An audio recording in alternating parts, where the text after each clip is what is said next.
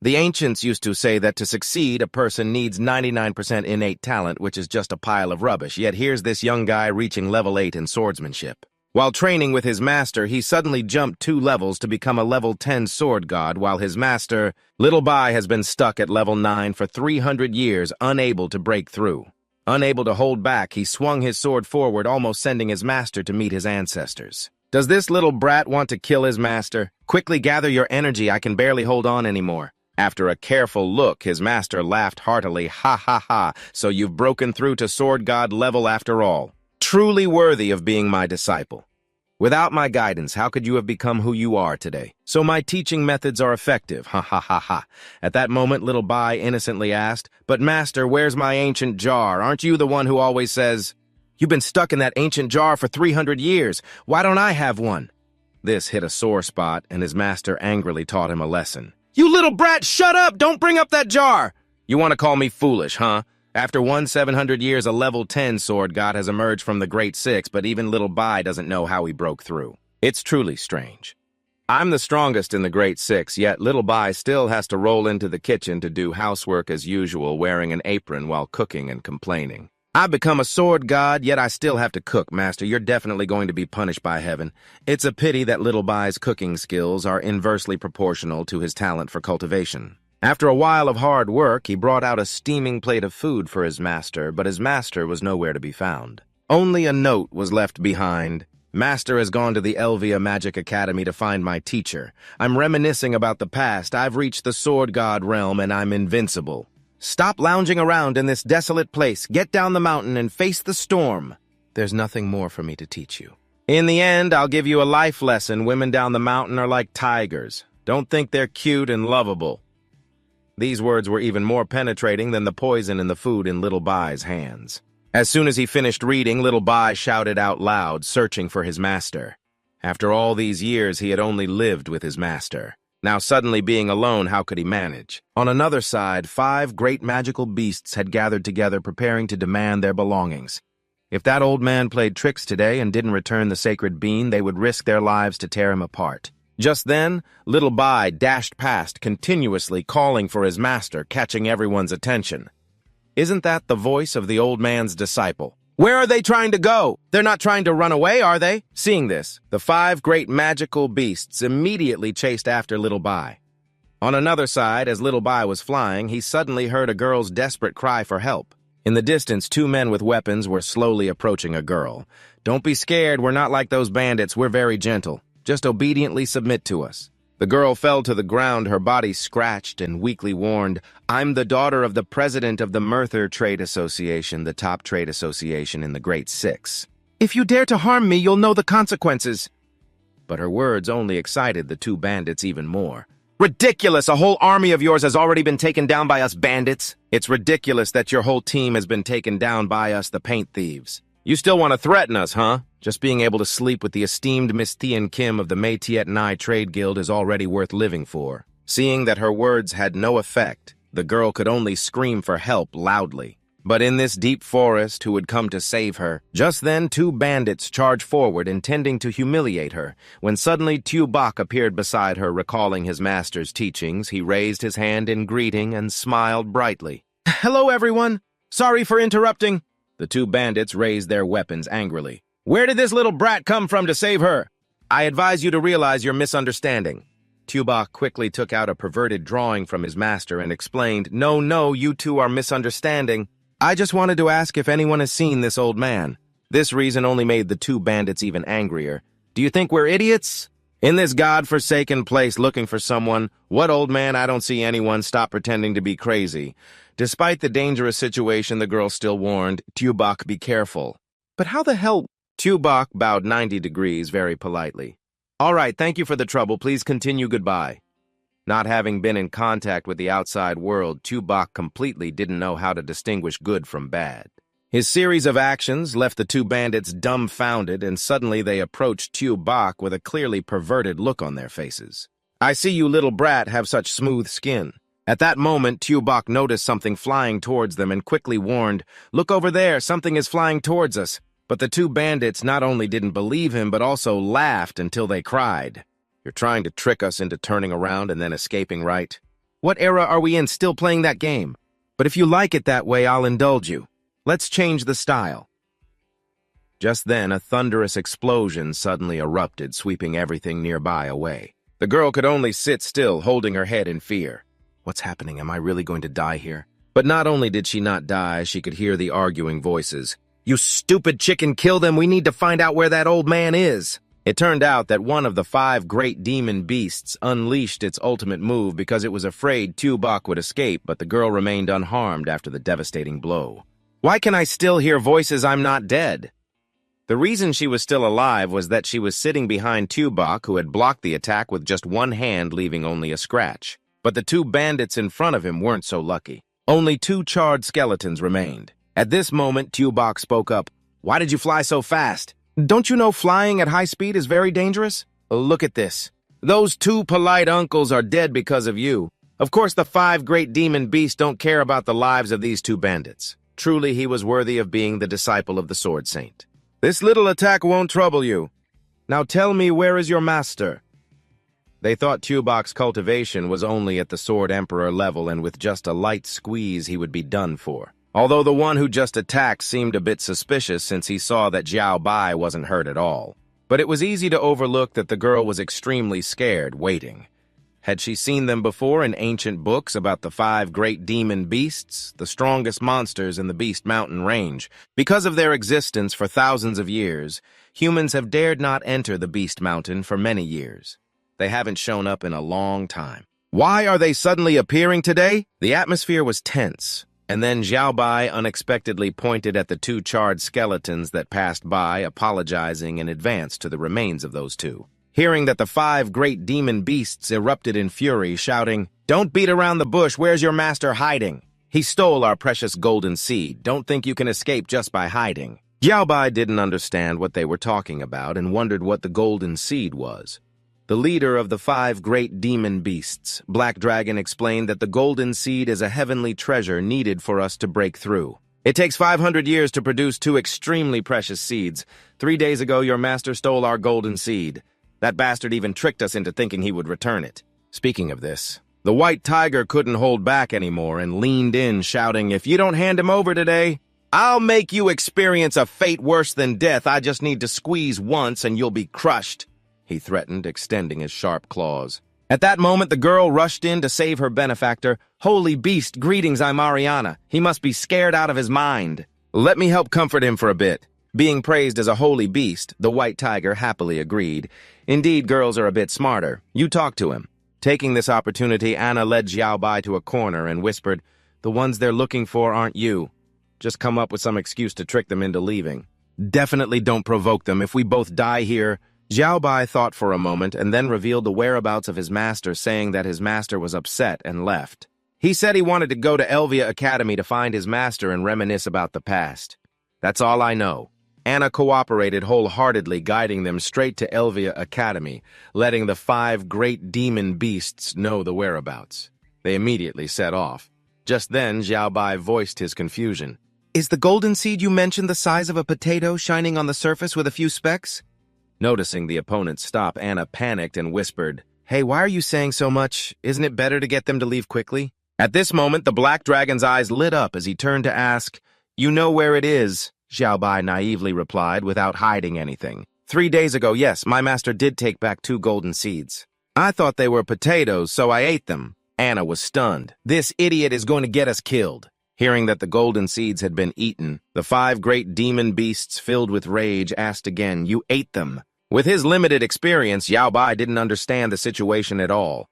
He continued to recount, At that time my master wanted to eat, so I made 2 dishes, 1 spicy sour fish and 1 braised pork. No wonder it tasted so bad. Turns out it wasn't potatoes. Haha, then I can relax now. It's not my skills that are the problem, thanks to you all. Feeling that things were getting out of hand, Anna hurriedly made her escape at that moment. The tiger couldn't hold back any longer and launched a powerful lightning strike that hit the ground, creating a huge crater filled with smoke and dust. Seeing this, the others quickly warned each other. Just ask clearly first, then you can take action later. If you go in like this, you'll be wiped out without a trace. Exactly what if Kim Lin still has some left? At that moment, Little White stood in the middle of the crater, rubbing its belly, saying, "There's nothing left. I ate it all." Seeing that the opponent hadn't even touched a corner of their clothes, the five great beasts were left dumbfounded, not injured. "This kid managed to dodge my lightning strike." Little White, with an innocent face, said something deadly. "Dodge? Do you really need to dodge a move like this?" Furious, the tiger shouted, "Shut up! Your cultivation is just at the Sword Emperor level. How could you withstand my attack?" At this moment, Little White was gearing up ready to strike. "Who said I'm just a Sword Emperor? It's just that my master told me not to show off too much, so I wanted to hide my cultivation level. Now I am a sword god." As soon as the words left my mouth, the five great beasts were stunned for a moment before bursting into laughter. This was the funniest thing they had heard in over 1,000 years. Anna, hiding to the side, gently reminded him, "That won't scare them. Just apologize and let them go." Little White could only sigh. Indeed, my master was right. Solving problems just by talking won't work. It still comes down to using your fists. At this moment, the white tiger laughed to tears, pointing at Little White, saying, "It's been thousands of years since a sword god appeared. A snot-nosed kid like you dares to call yourself a sword god. You've only been cultivating for a few years. Do you think we're idiots?" By the time he realized it, Little White had already disappeared long ago. He suddenly dove down from the sky, shouting, "Aren't you all stupid? You think you're strong enough to do whatever you want. You're just a bunch of animals that can speak human language." With just one strike, the phoenix was knocked down, lying still before this overwhelming power. The five great beasts finally believed that Little White was indeed the real sword god. Anna, who was worried about him before now, looked at him with admiration. After thousands of years, how many swordsmen struggle their whole lives without reaching this level? They couldn't even advance to the Sword Saint realm. How could he at such a young age? But the black dragon, not knowing fear, still intended to charge at the sword god. It's just a higher realm. How much difference could there be? Even if you really are a sword god, the five great beasts could still tear you apart if we teamed up, but it seems he forgot that there's someone lying on the ground. The white tiger kindly reminded him, but the four great beasts were scolded. Right after that, the tiger charged forward, knowing that swordsmen lean towards close combat. He wasn't foolish enough to approach, and instead launched a Kamehameha from a distance, but with just one sword strike, Little White split the attack in half. The tiger was lucky to dodge to the side and escape disaster. Otherwise, it would have been split in half like the mountain behind us. At this moment, he realized that the difference was quite significant. His teammates were about to be taken down, but the Dark Warrior still dared to charge forward to face such an opponent. You can't rely solely on the energy released from physical attacks. That's not a good strategy. You need to go through countless accelerations combined with the explosive force of a massive tornado and the power of super strong armor. The most important thing is to focus all destructive force on a single point. Understanding that is crucial. The attack looks powerful at first glance, but Little White only needs one punch to settle it. Just then, the white tiger successfully ambushed from behind, using its sharp claws to strike directly at Little White's head. Seeing this, the black dragon couldn't hide its joy and exclaimed, "Nice hit!" Hitting the weak point would surely shatter its skull. It really did shatter. But it was the white tiger's claws, and seeing the big cat, Little White was extremely delighted. "Oh, are you Mew Mew?" Understanding the situation, the white tiger immediately transformed into a docile kitten, allowing Little White to pet it. Witnessing this embarrassing scene, the black dragon couldn't help but reveal its feelings. The true form of the five great demon beasts was supposed to be fearsome, yet it was being teased by a child. No one could hold back. The black dragon revealed itself, and the heavens and earth changed with winds rising and thunder roaring. The destructive lightning gradually gathered into a thunderball in the mouth of the black dragon. Witnessing this mighty scene, Little White remained unusually calm. No wonder it was from the Dragon Clan, able to command the heavenly thunder.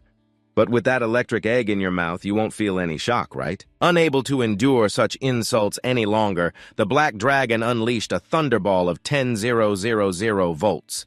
With this power, even a sword saint would evaporate without a doubt. To save its life, the white tiger desperately fled, but Little White grabbed its tail, then thrust its sword skyward. With just one move, the heavenly sword shattered the thunderball.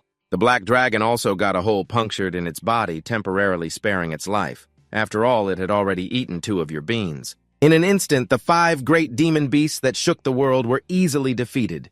It's hard to believe when you say it out loud. After being beaten, the 5 great demon beasts were healing while pleading for mercy. Little beast, you don't know the greatness of the sword god. Still hoping they wished that the noble gentleman wouldn't hold a grudge against the little one. Little White, at this moment, leaned against the white tiger, looking relaxed. Remember this. In the future, whether as a human or a beast, be humble. As long as you keep your life, they will agree to anything. Yes, we sincerely apologize for the 2 innocent ones who were taken down, but Little White won't let it go that easily. He pressed his face against the white tiger's fur, hinting that things had escalated to this point. There needs to be some face-saving, right? Just relying on these vague words won't cut it. Understanding the implication, the black dragon immediately offered the white tiger as a sacrificial lamb, so from now on the infamous white tiger would be known throughout the world. Having turned into Little White's pet, Mew Mew, indeed the world is unpredictable. Seeing the white tiger cry, "Wah, I don't want to," the black dragon then transmitted a message. "Shut up and listen to me. We still have a way to kill this brat. You need to endure first. Take it to the Forbidden Forest. No matter how extraordinary this brat is, it won't survive in that forest. Our revenge will come soon. Everything depends on that Comrade Lin. Misunderstanding, Comrade White Tiger." After hearing the plan, his eyes sparkled with excitement, obediently becoming the mount for Little White. Once everything was settled, Little White decided to continue on the journey to find the master. At that moment, he suddenly remembered Anna. Right, what was her name again? Did she want to come with us? If I misremember her name, Anna might get angry. "I'm Ariana, and if you invited me, I'd be happy to join you." But before he could finish his sentence, Little White was already on the way. Anna had no choice but to follow closely behind. Watching Little White leave, the little one asked the boss, "Boss, can we take revenge on that kid in the Forbidden Forest? After all, he is a sword god." Black Dragon spoke confidently. "Don't worry, the sword god is nothing in that Forbidden Forest. He's our god there." Late into the night, White Tiger followed the plan, leading Little White and Anna into the Forbidden Forest under the dark night, the 2-in-1 tiger moving together. They huddled close together, trembling. "Can't you hear those terrifying sounds? It's just the wailing of souls." "Right, exactly. If we speak too loudly, it will bring disaster." Little White showed no fear at all. Pointing at the branches above, he said, "What souls? It's just the sound of birds." "This is the first time I've seen such beautiful birds." Anna no longer felt scared. But strangely, even White Tiger had never seen this kind of bird before. Just then, the bird turned its head, revealing a half-rotten face that looked extremely terrifying. Countless similar birds swooped down from nowhere. Seeing this, Little White not only wasn't scared, but also praised the birds for being cute. "I'm at a loss for words with this kid." Anna was so frightened that she fell to the ground, covering her ears and shouting, "Where's the cuteness in them?" "At that moment, if you had listened to me and taken the main road, it would have been much better," White Tiger said, though scared still had to justify, "I just wanted to take you two on a shortcut." Inside, he was praying that the beast god would only kill these two, not dragging him into it. Seeing Anna panicking, Little White innocently asked, "Don't you like being scared?" Anna, kneeling on the ground, replied randomly, "What does liking or disliking matter now? We can't escape anymore." Hearing this, Little White drew his sword and slashed forward. "If you had said it earlier, I wouldn't have liked it either, so it's no longer a problem. You two don't need to be scared anymore." Looking at the bright sword mark in the night sky and the desolate scene before them, White Tiger and Anna were left speechless in astonishment. The Forbidden Forest had existed for over 10,000 years, and just like that, it was destroyed by one sword strike. White Tiger couldn't hold back his tears.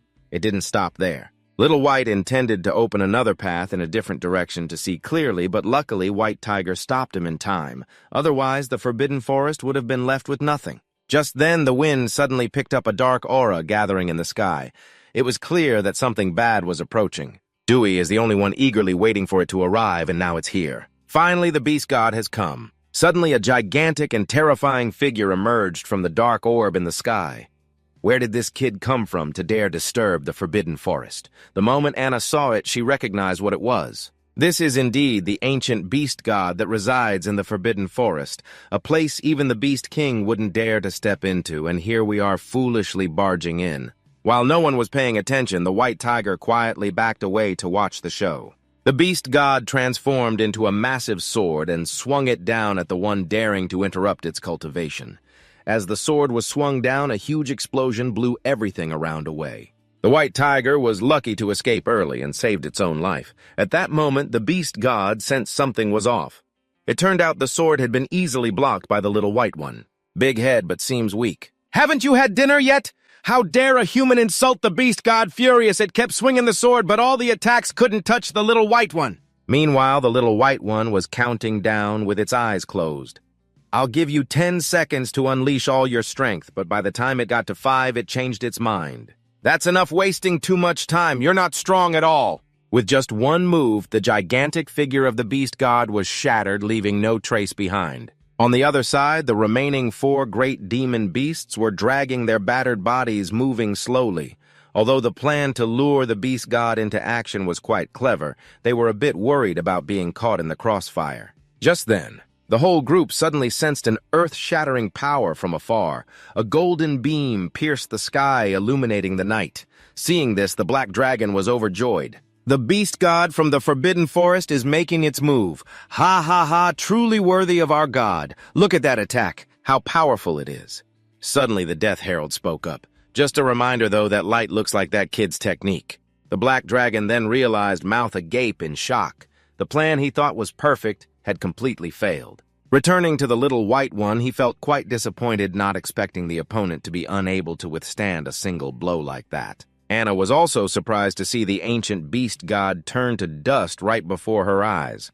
Suddenly, the little white one noticed the white tiger sneaking away. "Mew Mew, where do you think you're going?" Caught, the white tiger hurriedly jumped into the little white one's arms, acting cute.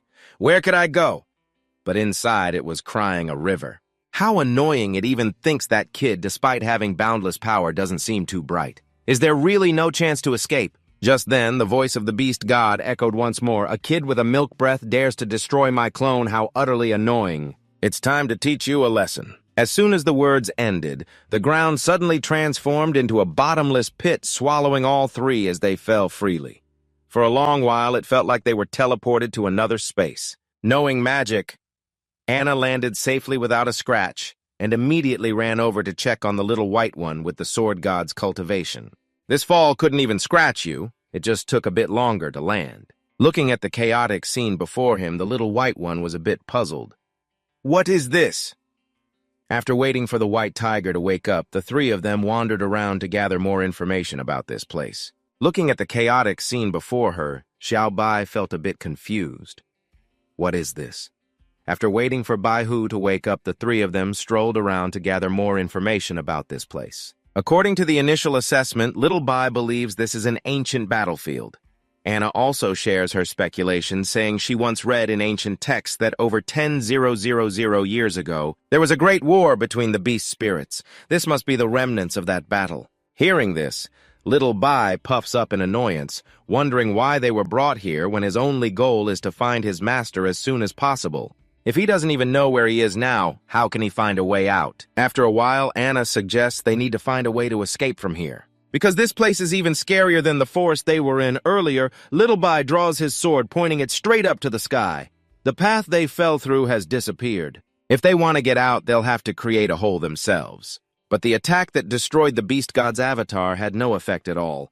It seems there's a barrier enveloping this place. Seeing the swordmaster strike without any effect, Anna shows clear signs of worry while the white tiger is still looking around for the beast god. Then Little Bai decides to unleash a stronger move. "I'm using all my strength, so you all better step back a bit to avoid getting hurt." Just then, Anna shouts loudly, pointing ahead, "Look behind you." Little Bai turns around and sees a gigantic skeleton. It's baring its fangs and claws at him. It's a skeleton that has turned into a spirit. Seeing this, Anna screams in shock. "What do you mean, turned into a spirit? How could there be such a bizarre skeleton? Could it be that hiding here is not a ferocious beast, but the dragon god, the supreme deity who has been missing for 10,000 years? Upon seeing the dragon god, the white tiger can't help but shed tears. "Wah, wah, wah, great dragon god, please save me." At this moment, the dragon god doesn't say a word and charges to attack Little Bai. In a critical moment, the white tiger steps in to protect Anna, showing that it might not be so bad after all. After a powerful blow from the dragon, a huge explosion blows everything away around them. Once the dust settles, the figure of the dragon god gradually appears. Seeing this, the white tiger joyfully shouts, "We did it, we finally won." Ha ha ha, long live the dragon god! Just then, Little Bai, standing on the dragon god's head, asks, "Why are you so happy, Mew Mew?" The scene before him makes the white tiger lose its form and fall to the ground, not expecting that the dragon god had been waiting all this time yet was so easily defeated. Seeing this, Little Bai jumps down and asks, "What's wrong, are you hurt?" Anna quickly explains, "Ah ha ha, it must be due to the collapse of faith leading to a decline in spirit." Just then, a familiar voice echoes from the void. "So that's how it is. At such a young age, you possess such high cultivation. No wonder you dared to enter the forbidden forest and wreak havoc.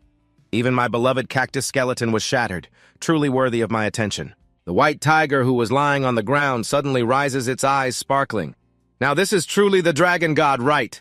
This tiger really knows how to act. Standing before this mysterious master, Little Bai remains unfazed and asks, "May I ask who you are?" From the void, the dragon god slowly appears. "For now, just call me the dragon god." Little Bai immediately bows respectfully and says, "Senior dragon god, we were just passing through and didn't mean to disturb your cultivation. I apologize. May I ask if you could let us out? I still have to find my master." Anna felt that this question was indeed unnecessary, and since they had gone through the trouble of bringing someone here, it wouldn't make sense to let them go so easily. The dragon god stroked his beard and said, Hey, you want to leave? Well, that's not impossible. But I've been bored here for too long. Finally, I can wait for someone to have a duel with. What do you say? Shouldn't we have a little fun before you go?" Hearing that, Little Bai innocently asked, "So does that mean the senior can't really escape? Have you been waiting here for so long and feeling lonely?" The atmosphere suddenly became awkward as everyone looked at each other in silence. To ease the awkwardness, the dragon god quickly demanded a fight. "Ha ha, if you're using a sword, then I'll take out my sword to duel with you too. This sword is called the Steel Blade, the treasured sword that I can defeat you with just one hand." Seeing this, Anna was a bit confused. Is that it? Why is he reacting like that? The white tiger stubbornly defended his idol. How could the great dragon god act out of loneliness? Little Bai didn't think too much. If he wanted to fight, he would comply and show his sword right. "This sword of mine is called a Little Black. It's a sword I found at the foot of the mountain." After that, the dragon god immediately attacked him, directing the steel blade straight toward Little Bai with terrifying sword energy. Facing this attack, Little Bai just swung his sword and shattered the steel blade into pieces. The treasured sword was destroyed, and the dragon god not only wasn't angry but praised, "Very good." Little Bai also began to take it seriously. "If you want to play a bit, then let me play with you. But after you're satisfied, please tell us the way out." The dragon god laughed heartily. "Ha ha, interesting, very interesting. Then let's play together. It seems that the attribute of your sword can just counter the water attribute of the steel blade. Then I will bring out 4 holy swords including ice, earth, lightning, fire." As soon as he finished speaking, the 4 holy swords rushed madly toward Little Bai. Seeing this, Anna's eyes widened in shock. It was said that the dragon god was a nemesis to the holy swords. Countless holy swords were shattered under his hand. But today, with the 5 attributes of the holy swords concentrated together, facing a countering attribute would certainly be disadvantageous. Even if he was very strong, the sword would still be shattered, but each of the 4 holy swords was easily sliced apart by Little Bai. Countering attributes doesn't exist. The smiling face of the dragon god had now turned to one of horror. His 4 holy swords couldn't win. Could it be that this black sword has the attribute of darkness, rare in the world? Little Bai had successfully changed his defense. "I don't know, but Little Black is a good sword." The dragon god suddenly showed delight. "You really are impressive, bringing me such a surprise. The sword I've been collecting is still lacking. Just one sword with the attribute of darkness can complete my collection today. Although the darkness attribute is invincible in the world, but it's also true that there are laws in heaven and earth. One surrenders and the other has a light sword that just happens to counter the sword in your hand. Let's continue." Seeing the dragon god holding the light sword, Anna was extremely shocked. The only function of the light sword is to counter the darkness attribute. It can't cut anything else. Why would anyone collect such a useless sword? Nevertheless, Little Bai still didn't hesitate. Charging forward, the 2 swords clashed and a blinding light erupted. But it wasn't like the theory of the light sword. Instead, it broke a piece off. Seeing this, Long was heartbroken and cried, "Hoo-hoo." My noble light sword didn't stop there. Little White continued to charge forward to attack clearly, still not noble enough. It couldn't take advantage of the elemental weaknesses. Long was overwhelmed and had to keep saying, "Please stop."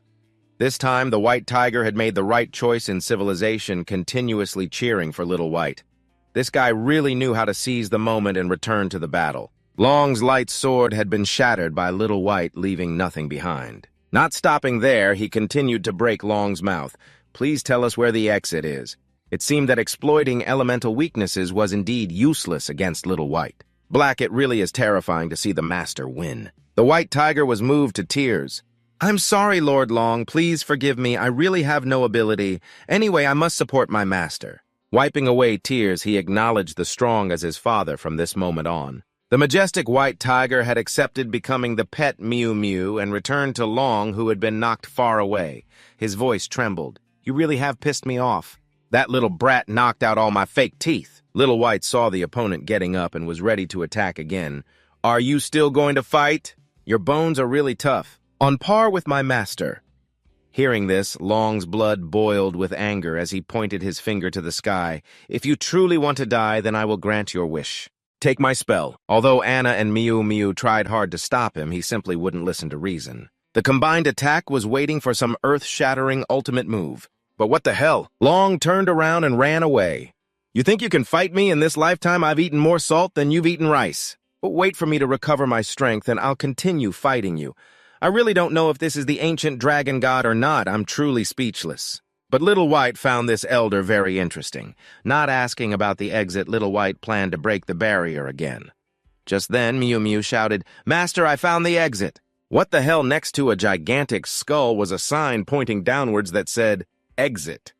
The ink on the sign was still wet, looking quite shabby, but indeed there was a hole beneath the skull. Although it was a bit shallow, without hesitation, Little White took the lead and jumped down. No matter what danger awaited with his strength, he didn't need to worry. Everyone had jumped into the hole. Long was hiding nearby, holding a feather pen, grinning wickedly. "Today I'll let you know how useless it is to stand before brute wisdom. I'll be waiting for you below. That's the sealing force that has trapped me here for 10,000 years." Below the hole, Little White's group reached a vast cave, and in the middle of the cave was a glowing stone tablet. Surrounding it was a huge magic circle. It seemed this was the core of the barrier here. At this moment, Mew Mew jumped up and said, "I know this type of formation. You just need to channel your inner strength to activate the core." Hearing this, Little White was about to channel his inner strength, but was outdone by Mew Mew, who was one of the 5 great demon beasts. "Just watch me perform.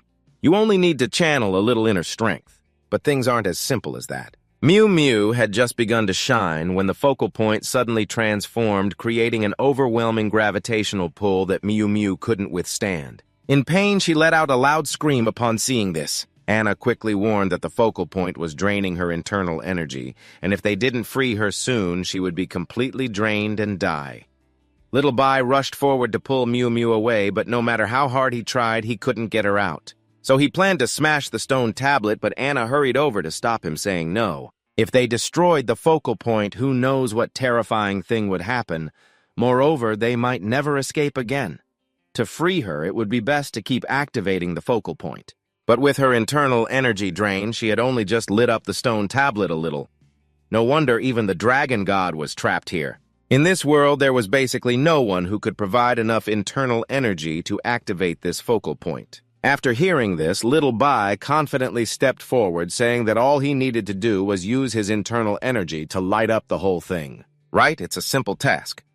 Anna was left speechless by these words. She clearly just said that no one had enough internal energy to do that. But before she could finish, Little Bai was already behind her. He transferred his internal energy to Mew Mew, an incredible amount of energy that made Mew Mew scream again.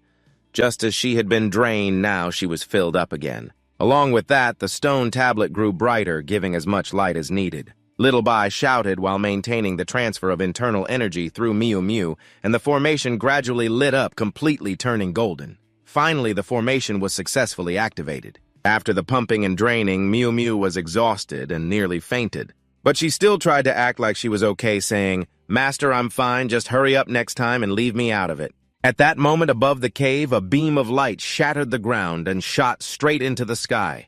The dragon god stood from afar, tears streaming down his face after 10,000 years. Finally, can I get out? Returning to the focal point, the stone tablet emitted an image of a man holding a great sword, laughing triumphantly.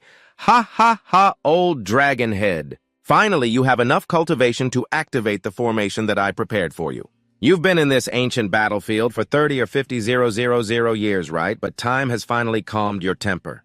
Please don't cause more extinction tragedies for humanity. This person seems to be the master of the formation who imprisoned the dragon god here. Anna looked on in admiration, wondering who this man was that could imprison the dragon god. The image continued, summarizing that now he just needed to shout the command to activate the formation. Then they could return to the surface. The command was Bo'ui ni Kaudoifi. This name really lacks finesse, but it seems this is the only way to escape. Although unwilling, Little Bai decided to go along with it. Right at this moment, the dragon god appeared from behind, tears welling up in his eyes, saying, "Wait, little ones, don't be afraid. I'm not here to fight, I just want to ask a little something. Could you also take me up with you? As long as you agree to help me, I will definitely reward you." It was the first time the group saw the dragon god like this, and they were momentarily stunned, but then they exchanged knowing glances and smirked. Little Bai then led the dragon god into the formation. "Reward what for? No need for that. My master said that without fighting we can become friends, and now we can consider ourselves friends. If you agree, of course you can come along, but to prove your sincerity, I need you to show a little willingness first." The dragon god was so moved that he almost cried. "You're truly a good person. Whatever you need me to do, just say it. I would jump into a deep pit of fire without hesitation." Little Bai immediately stated the request. "No need for any deep pits of fire, you just need to shout these words loudly." Anna and Miu Miu had written down the necessary phrase to leave this place. "Release the paper, you mighty one." Upon seeing these words, the dragon god immediately gaped in shock, trembling all over. Little Bai stood by, persuading him, "It's easy, right? Just say it and you'll see the sun again." The dragon god, filled with rage, shouted, "Shut up! What do you understand?" Little Bai, seeing this, no longer spoke softly and pressed the sword against his throat. "So you can't even do this, small thing? If that's the case, we won't force you. You can just stay here, and don't complain to me anymore." The dragon god immediately became as obedient as a little puppy, gently explaining, "I'm sorry. This mighty one was once a super-strong human, a master of alchemy. Back then, we fought for 9 days and nights on this ancient battlefield. In the end, I was defeated and sealed here by him. The loneliness and coldness I've endured for so many years is something you can't imagine. Hoo. Seeing this, Little Bai approached and patted his shoulder, comforting him. "It's tough for you, but you need to be brave. Just shout that phrase and it will all be over. Don't cry anymore, it's been so long. Of course, you have to choose the path of forgiveness. If you fall, just get back up from where you fell, right?" After a while of persuasion, the dragon god finally agreed to let go. The invincible dragon god, the champion of the world, is no more. Now I just want to leave this cursed place. I want to soar freely in the sky, swim freely in the waters, bask in the cool breeze, and I want to eat delicious tender lamb. After making up his mind, Long let out a loud shout, "Father, please let us go." As soon as he finished, he immediately burst into tears in Little White's arms, crying, "Hoo." Right after that, the battle began and the barrier was opened. Long faced the light before him, feeling the taste of freedom. After being teleported outside, Long stood frozen in place, gazing at the beauty of nature he hadn't seen for 10,000 years. Finally, we made it out. At this moment, Little White carried Anna and Miu Miu, but it was just a teleportation array and he had already passed out. "You're really too weak." Before leaving, Long took out a bracelet and gifted it to Little White as a present. "Thank you, my dear. Your kindness is unforgettable. Here's a gift to show my gratitude. This is a charm I found on the ancient battlefield, and I'm giving it to you." Little White said he might not need this, but he still happily accepted the gift. After that, he bid farewell to Long and set off with Anna and Miu Miu to find their master. Long watched the young man's back, feeling emotional. At such a young age, he was already a genius swordsman. The future world will surely revolve around him. I really look forward to it. After a while, Anna finally woke up. Little White recounted to her that Long wanted to stay on the mountain to adapt for a while and then invited her to eat apples. Just then, Anna sensed a familiar magical aura and quickly held her breath. She blew away the smoke in front of her with magic while shouting, "My caravan was attacked by this kind of magic. It makes you faint. Don't breathe it in, let's rush out together."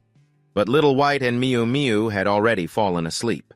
"You're the sword god after all. How could you be taken down by this kind of magic? Calling out with no response, Anna felt extremely tense. Not good, they're coming. There were quite a few of them, and the chances of getting these two out were slim. So she decided to pretend to sleep for now. They wouldn't rush to act. After thinking this, she lay on Miu Miu's back and pretended to be asleep. The magic users fell into a stupor. After a while, the bandits arrived, finally finding the woman that guy pointed out. Why is there a black-clad tiger here? Must be the attendant that escaped. Forget them. Let's catch that woman first. But then they decided to take everyone just in case they wouldn't receive payment. Hearing the bandits talk, Anna was filled with suspicion. That guy gave them money, aren't they bandits? Sounds like someone hired them. That night, the whole group was captured. The bandits all wore masks, making it hard to tell who was who. While the guards went off to eat, Anna hurriedly woke Little White. But no matter how she called, Little White wouldn't wake up. He seemed to be sleeping soundly. At that moment, Anna thought of a way and whispered in his ear, "I found your master." As soon as she finished speaking, Little White immediately jumped up and shouted, "Where's my master?" Luckily, Anna had covered his mouth so the guards didn't notice. After hearing Anna's story, Little White looked utterly confused. "We've been caught by the bandits. Where's my black sword? I can't see Miu Miu anymore." Anna explained that the black sword has been taken away. As for Miu Miu, she's locked up somewhere else. Hearing this, Tubok got so angry that he used his inner strength to create a gigantic sword ready to slash through anything in his way. But Anna stopped him, saying, "Wait, don't rush out. I heard the bandits mention that our caravan is in trouble. It's likely that someone is behind this and that person will show up soon." "First, let's not stir up trouble," Tubok wondered. "A caravan? Aren't you the only one here?" Anna was already used to his naivety. Sighing, she explained, "Finally, you're asking about my background. We are the caravan of the Merchants Guild of Metietni, the top in the 6th district. While transporting goods through the Beast Mountain area, we were attacked by bandits. They used sleeping gas to incapacitate the guards. I was lucky to escape, but my uncle Brewster and about 10 guards are missing, and I have no idea if they're alive or dead. The route our caravan takes is a secret. The bandits absolutely shouldn't know about it. Someone must have leaked the information. I have to catch that person and take revenge for my uncle and the guards, so can you help me?" Just then, Tubok signaled for her to be quiet because someone was approaching. The guard pointed at Anna and said, "Deputy Leader, are you sure we're not catching the wrong person this time?" The deputy leader, wearing a mysterious mask, checked and then ordered the guards, "No mistake, that's her. Bring her over to that noble," after taking her away. The guard wondered what would happen to Tubok. The deputy leader didn't care, telling the guard to do whatever he wanted. Hearing this, the guard was overjoyed and started dancing, seeming to enjoy this a lot. On the way, the deputy leader asked Anna when she would wake up according to his subordinate. Just one more incense stick and the sleeping medicine will wear off." But they had no idea that Anna was fully awake, feeling a bit tense. Would Tubok catch up with her? "You have to be okay. Don't get hurt." Back with Tubok, the guard looked at him and began to undress. What a cute boy with such smooth skin. Ha ha, what luck. Just then, Tubok jumped up and beat him up. After that, he put on the guard's clothes and stepped outside to look for Anna. The guard's mask was a bit ugly and Tubok couldn't see anything clearly while wearing it. While he was searching, he unexpectedly ran into a bandit. "What are you doing here?" Not knowing how to respond, Tubok quickly made up an excuse that he was just passing gas and hurriedly slipped away. The bandit noticed his hurried demeanor and sensed something was off. But then he thought, "Wait, isn't that guy's butt sticking out a bit too much? Could it be that this bandit hideout is full of perverts? Well, what kind of place is this?" Meanwhile, on the other side, the deputy leader had brought Anna to a room. "I've brought her here. Go check it out." Hearing this, Anna opened her eyes, trying to see who was in the room. A fierce-looking man with a scar over his right eye stepped out. "Good, finally caught you. Tomorrow I'll send someone to take the prisoner over there." Seeing the deputy leader call this man Brewster, Anna was shocked. She never expected the one who wanted to kill her was her uncle. She felt extremely worried as Realster slowly walked toward Anna, a sinister smile spreading across his face. "Anna, if you let him escape this plan of ours, it'll all be for nothing. Luckily, the goddess of fortune is still on my side. You'll let him go down there to keep those people company, right?" Just at that moment, Anna sprang up and shot a fire spell straight at him, but Brewster quickly dodged the attack. No wonder she's the young lady of the Mercantile Association. She even had the guts to pretend to faint to probe the truth. Anna was furious. "I really didn't expect you to collude with the bandits, Uncle." Why would you do this?" Realster laughed and said, "Why, because he's your grandfather. An old fool who refuses to die? I dedicated half my life to the association, and all he remembers is that his elder brother died for it and left a will for you to be the heir. How could a girl still sucking on her mother's milk compare to me? So if he's so heartless, don't blame me for being ruthless. I'll deal with you first and then slowly handle him." "I can't believe what I just heard," Anna cried out loudly. "No, this isn't true. You're my uncle. Since I was little, you've taken me fishing, taught me to ride horses, and traveled to different countries with me. You even risked your life to save me," Bristar coldly interrupted her. "You foolish girl. It was all just an act." Anna's world seemed to collapse in an instant. She couldn't believe that everything up until now had been a lie. At that moment, Bristar drew his sword. "Stop talking. I still need to report back to the old man. Just die already." Of course, Anna wouldn't just accept her fate. She continuously used magic to fight back while Little Bai was searching for her everywhere. Upon seeing the flames rising, he immediately rushed in that direction. But because the path was complicated, he decided to clear everything in his way and head straight back to Anna. Despite his efforts, she still got hit by Brewster's sword. How pathetic the Mercantile Association entrusted someone as useless as you. It's truly an unbearable mistake. So let me correct this mistake for Anna. She trembled all over, but still refused to give up trying to use the fireball spell, but this basic magic was useless. Brewster swung his sword straight at her. Just then, Anna vanished without a trace. The bandits hurriedly searched around and discovered someone standing on the roof. That person was none other than our main character, Little Bai. "Anna, I'm here." The bandits looked at his outfit and guessed he was their teammate. "When did old Juan become so skilled? Since when did old Juan like girls with such dim-witted subordinates? It's really a headache." The vice leader was furious, shouting, "You idiot, that guy can't possibly be old Juan. Who is he?" Just as Little Bai was about to honestly answer, Brewster suddenly appeared from behind. "No matter who you are, die."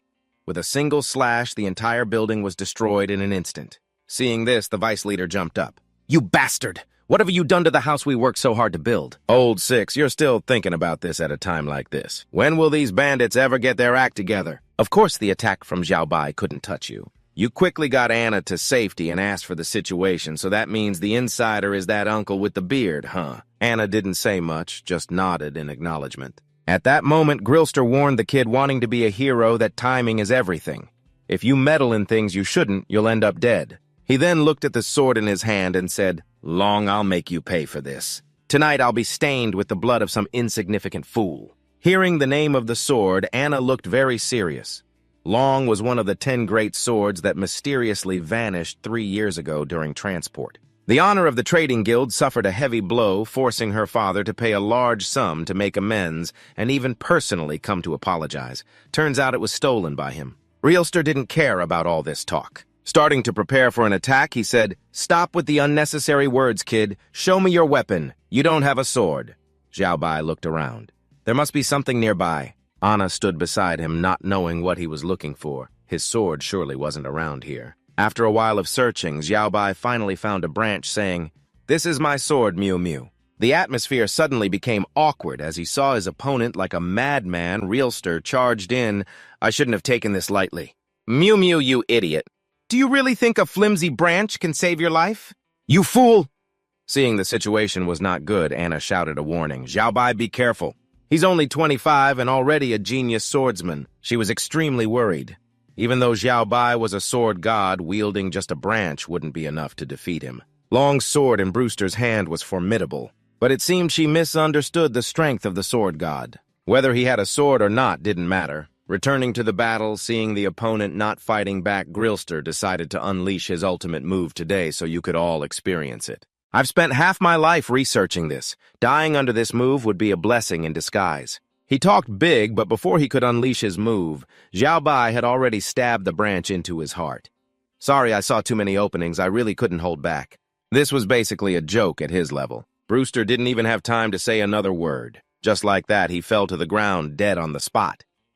After taking Long's sword, Xiao Bai handed it back to Anna just as the bandits pulled out their weapons and shouted, "Drop your swords! No one should think they can escape. Brewster still owes me a large sum of money that hasn't been paid, and now he's dead. This debt is on all of you, Miss Tianjin of the Trading Guild, right?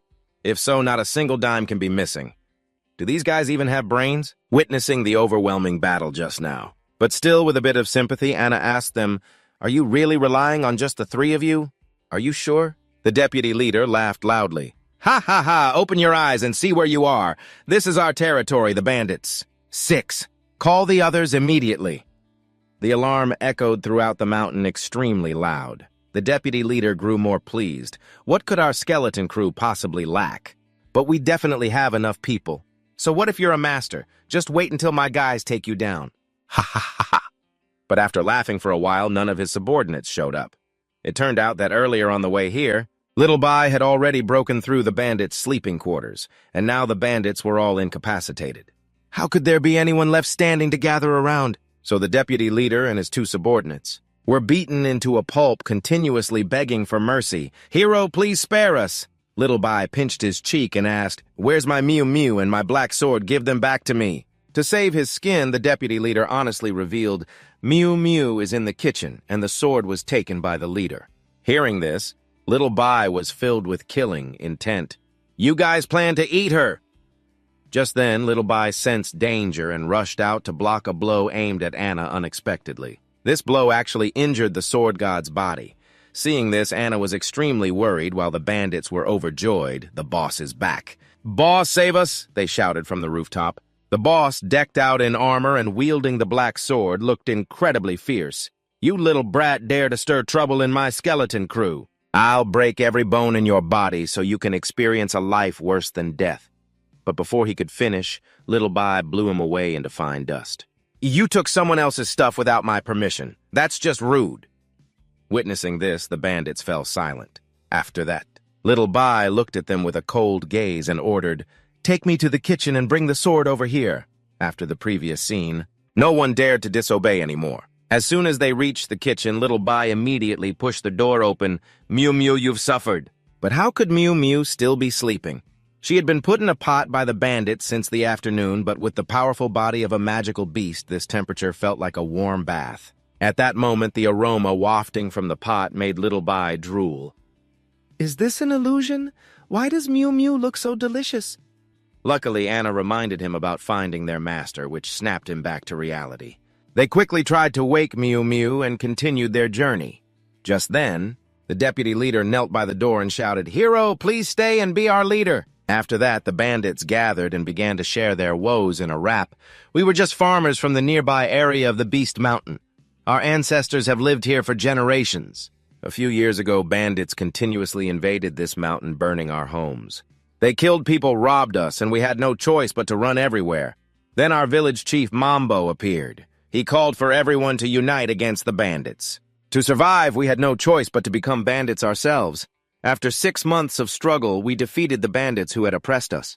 We became the strongest force within 100 miles, all thanks to Chief Mambo, but now he's gone. If the other bandits find out, they will surely come and wipe us out quickly. So I hope the hero will stay and be our leader. Please, hero, be our leader." Faced with this situation, Tubok didn't know what to do, so he asked Anna for advice.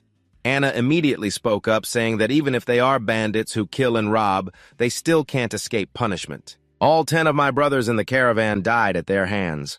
Hearing this, the deputy leader quickly clarified, No, we wouldn't dare kill anyone except for the leader. Her subordinates are all locked up in the prison back there." Hearing that people are still alive, Anna showed clear joy. It turns out Brewster ordered to eliminate all witnesses, but the bandit leader didn't kill anyone at all. He only imprisoned them.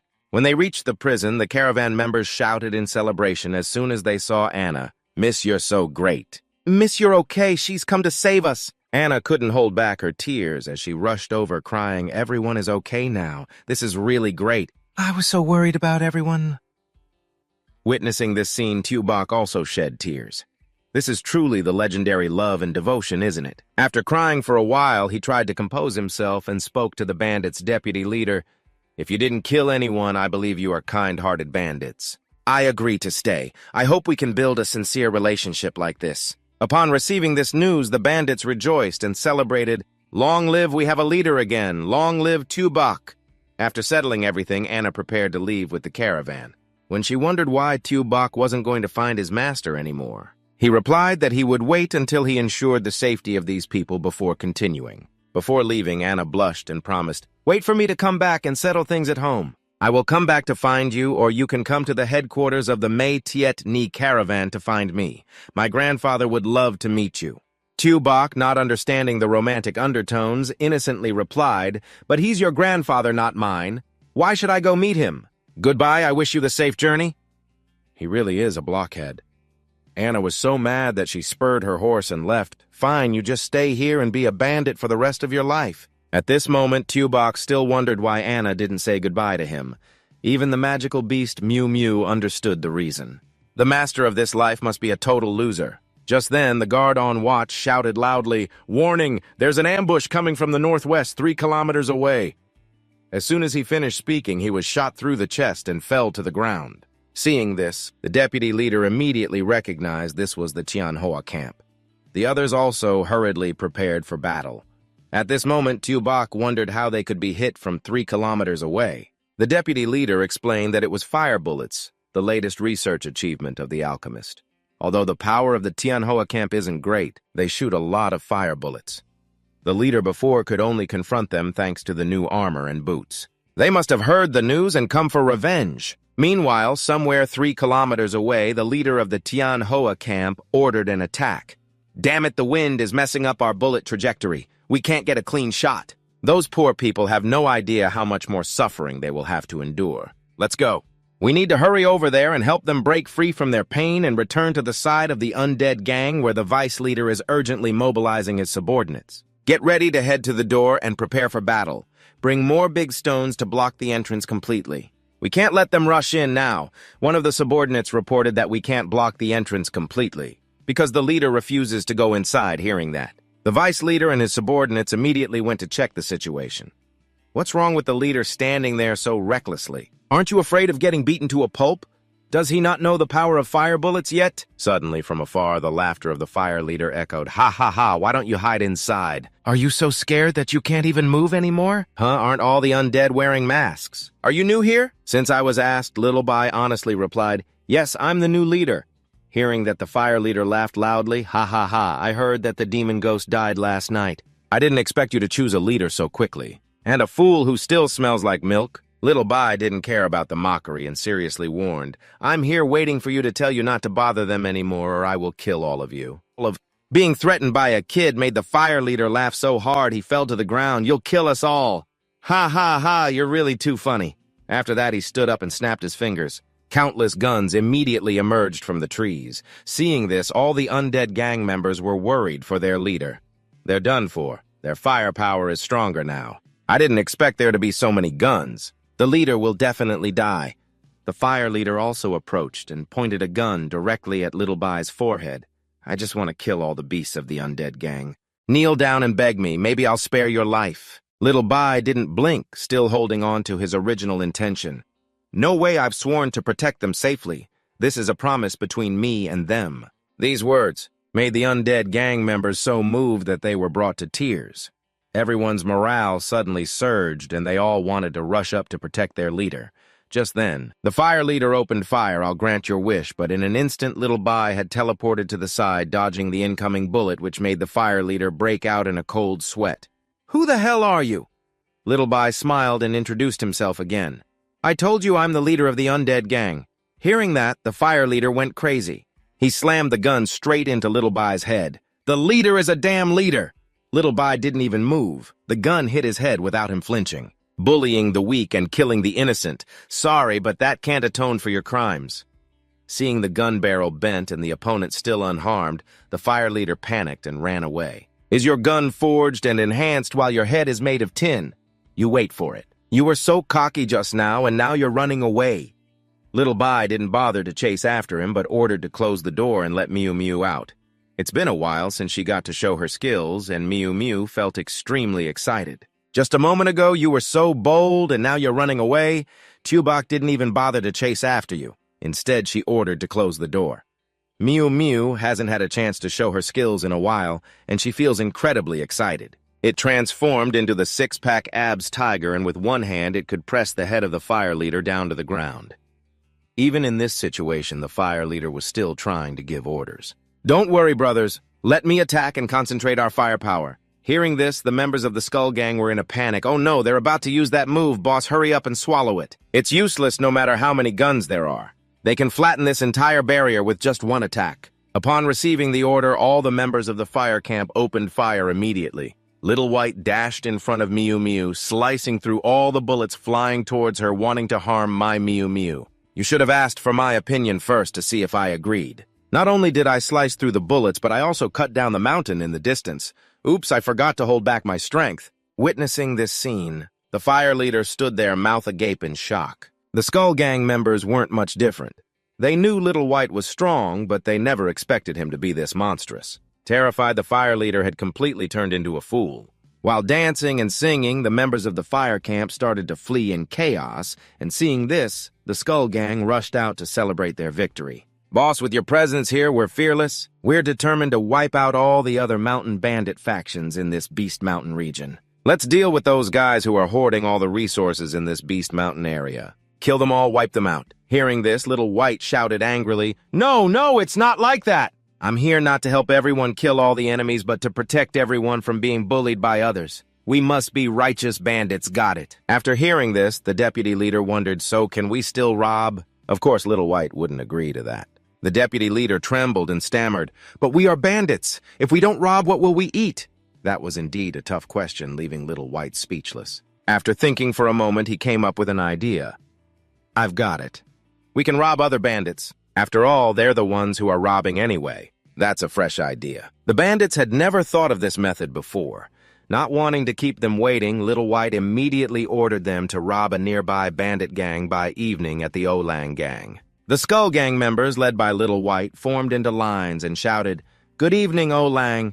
Gang friends, hurry up and hand over your food. Seeing this, the guards began to get angry. You're from the Skull Gang. Are you crazy from hunger? How dare you boldly come here demanding food? What's the point of wearing glasses if you're just gonna pull tricks like this? Why don't we see their boss? Our deputy leader proudly introduces him as our new boss. He's really something. Our boss is kind-hearted and doesn't want to kill anyone. If you want to live, hand over the food quickly. Seeing a kid as the leader makes me laugh so hard. What a clown.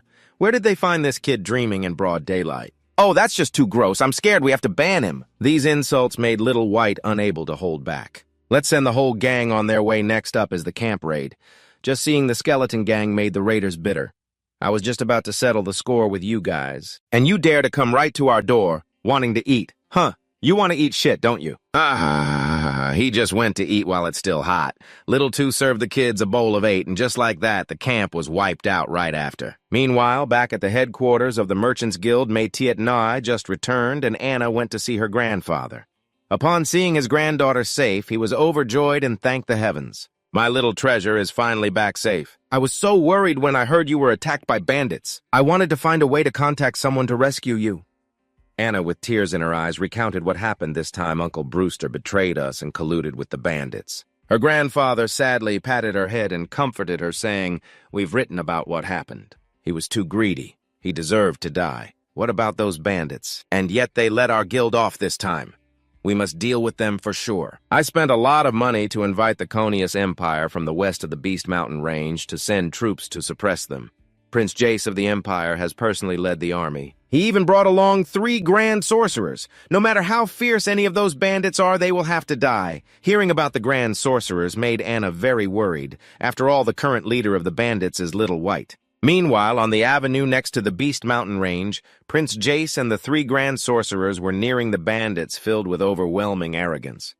The sorcerers were heavy-hearted about having to do such work. On this vast land of the 6th Ulan. Besides swordsmen, there's another group that can't be overlooked, the sorcerers. Unlike swordsmen who rely on their strong physique, sorcerers focus more on cultivating their magical power. Just by reciting a simple spell, they can gather tremendous power classified by levels. Sorcerers are divided from high to low into divine sorcerers, grand sorcerers, and so on. For a medium-sized country, having a grand sorcerer means having a guardian deity.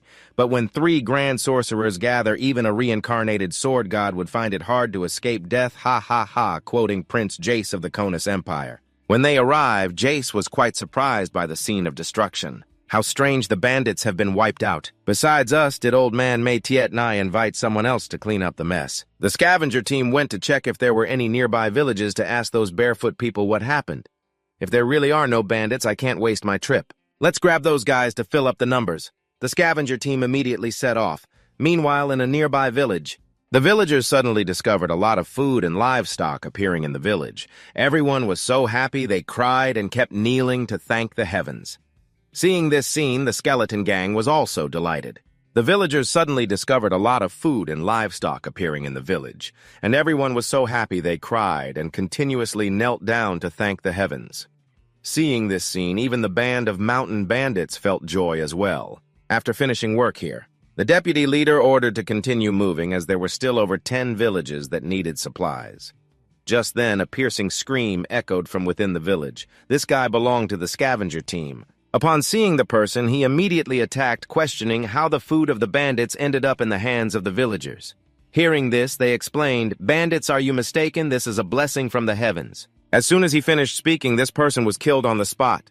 I asked one last time who brought this mess. They truly don't care about human lives. The old man lying at his feet was so scared that he cried out, "Please, great sir, we really don't know anything. Look at us, the old and sick. How could we possibly have the ability to steal food from the bandits?" The scavengers, seeing they couldn't extract any information, tied everyone up and escorted them to the prince to witness the scene just now. The deputy leader was furious. "Old Nine, go back and report to the boss. I want to follow them and see where their hideout is. We absolutely cannot let these beasts go." Meanwhile, Little Bai and his subordinates were busy transporting the stolen food. To other villages along the way, everyone shouted their motto, "What is our principle? Absolutely do not harm peaceful people. If they don't cherish peace, then what? Then peace with them means stealing a bunch of liquor." Little Bai took a sip, and just by looking at his face, you could tell he was already feeling great. Just then, Old Nine ran over to report that something had happened. A group of bandits stole our food from the village and even killed innocent people. Hearing this, Little Bai was so angry that he crushed the bottle of liquor in his hand, his whole body filled with killing intent. The other brothers were also fired up, determined to eliminate this newly emerged bandit group. Back at the Imperial camp, the scavenger team reported to Prince Jace after capturing the villagers, "Your Highness, we discovered that there were missing supplies and livestock in the village belonging to the bandits." Jace, hearing this, stepped out of the tent, his clothes disheveled, holding a woman in his arms. "Good just relying on a scout. You think you can eliminate bandits within hundreds of miles here? The villagers tied up on the ground keep saying, 'We truly didn't do it.' This morning we woke up and the food and livestock were right at our doorstep." Not far from there, the deputy leader was carefully observing, "It's over, it's over." He thought it was fellow disciples, but it turned out to be regular troops.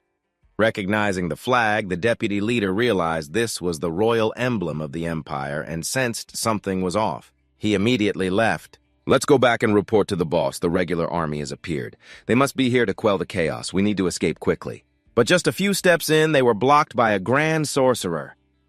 Filthy bandits, I can still smell your stench from 100 meters away. It's nauseating." Shortly after, a loud explosion erupted. The guards rushed over, and seeing this, the prince ordered to search the area for any remaining stragglers. The deputy leader, despite being severely injured, struggled to stand. "Let's give up. It's just the two of us." The prince's subordinate immediately slashed at his leg, saying, "You must kneel before the prince." Despite his injuries, the deputy leader stubbornly refused to kneel, shouting in anger, "Kneel! Why should I kneel back? Then the bandits rampaged here and the people couldn't live in peace. We called for the royal family to quell the chaos countless times, but no one paid attention to us. Today we finally managed to live peacefully. And you come here to kill the villagers. You're worse than beasts. What gives you the right to make me kneel?" These powerful words made the grand sorcerer burst into laughter. "Ha, ha, ha!" A bold bandit was about to chop off the deputy leader's head, but Jace stopped him. "Wait, in my empire, only the strong are respected, so I'm giving you a chance to live. Fight me." The two other grand sorcerers sighed. The prince is starting that game again, huh? They really didn't want to see this scene after witnessing his last battle. "I haven't been able to eat for 3 days. I feel the same way. As soon as I closed my eyes, all I could see was chunks of flesh and fresh blood." What's the highest level of the prince? 1-200, no way. One leg could be chopped into 800 pieces already. Looking at the body of this bandit, it must be at least 4000. With these words, this guy really is a beast. I can't believe a prince could be so savage. The deputy leader, unaware of anything, received the sword and desperately charged forward to find a way to survive. After a while, the stonehead woke up in a daze and saw the deputy leader covered in wounds. Breathing heavily right across from him was the arrogant prince. "Can't take it anymore, huh? I haven't even used my strength and you're already so weak. Unable to hold back any longer, the stone head charged forward with a rock. "You dare to harm our deputy leader? I'll fight you to the death." Even though the deputy leader shouted to stop him, it was too late. The stone head was chopped into 1,000 pieces right before his eyes. Witnessing his brother being minced, the deputy leader screamed in madness, filled with rage. The others watching couldn't even bear to open their eyes. It truly is horrifying. Yet a grand sorcerer praised the blend of blood and dirt creates such a beautiful painting. Just then, a blinding light appeared in the sky. Thankfully, it's daytime. People must think it's because of the stars. After finishing with the killing, he leisurely wiped his sword. "How comfortable now, it's your turn." The deputy leader, tears streaming down his face, used all his remaining strength to charge. "Boss, let's meet again in the next life." At that moment, something landed between the two, creating a large pit. As the dust settled, a hand crawled out from the pit. The grand sorcerer wondered, "How strange. I didn't expect there to be a magical beast with claws like our hands. This old man must have read too much and gone crazy. This is clearly a person." The deputy leader recognized this person and cried out, "Boss," after crawling out of the pit. Little Bai drunk couldn't stand straight, his face flushed, pointing forward. "No one is to touch my friend, seeing this." The race laughed heartily. "Ha ha ha, how ridiculous!" The bandit boss turns out to be just a kid, and a drunk one at that. "Who are you trying to scare? You can't stand up, kid. The water here is deep. Either call your butler or come here and fight me one-on-one." A twisted smile spread across his face as he prepared to start his game. But just as he grinned, Little Bai punched him in the mouth, followed by a flurry of punches. Seeing the prince being overwhelmed for the first time, the soldiers were terrified. The prince was being beaten by that drunken little brat. Was the prince just playing around? "Why don't you fight back? This little bandit clearly can't even stand properly. How can he throw such a strong punch?" Only the deputy leader is cheering for the little white boss to take revenge for the stone head. As if empowered, the punch from Little White ignited flames, sending it flying far away. The guards were now panicking, rushing towards the prince who had fallen. "This matter must not be leaked. We must carry out the plan to silence everyone, maintaining the prince's undefeated reputation." Since we protected him just in time, Race shouted loudly for everyone to stop saying he just slipped and fell momentarily. "That punch from this kid didn't hurt at all. It just warmed up my body. Now I'm going to fight seriously." His face was beaten to a pulp, yet this prince still held on to his pride. The grand sorcerers praised him, truly worthy of being the future king of the kingdom. The royal demeanor astonished people. It turned out he just slipped and my vision was blurred. "How could I not have guessed?" After getting up, Ray continued to wield his sword. "To die at my hands would be a blessing for you, little bandit." The grand move unleashed countless slashes aimed straight at Little White. With this density, it would be hard to avoid. Although the deputy leader was severely injured, he still rushed forward to take the hits for the boss. Little White didn't dodge at all and countered with a few slashes. The density of his strikes was 10 times that of the pathetic James. Could it be the secret technique passed down for 100 years from the royal family? He's not just a bandit. He's a fierce demon. By the time he realized this, it was already too late.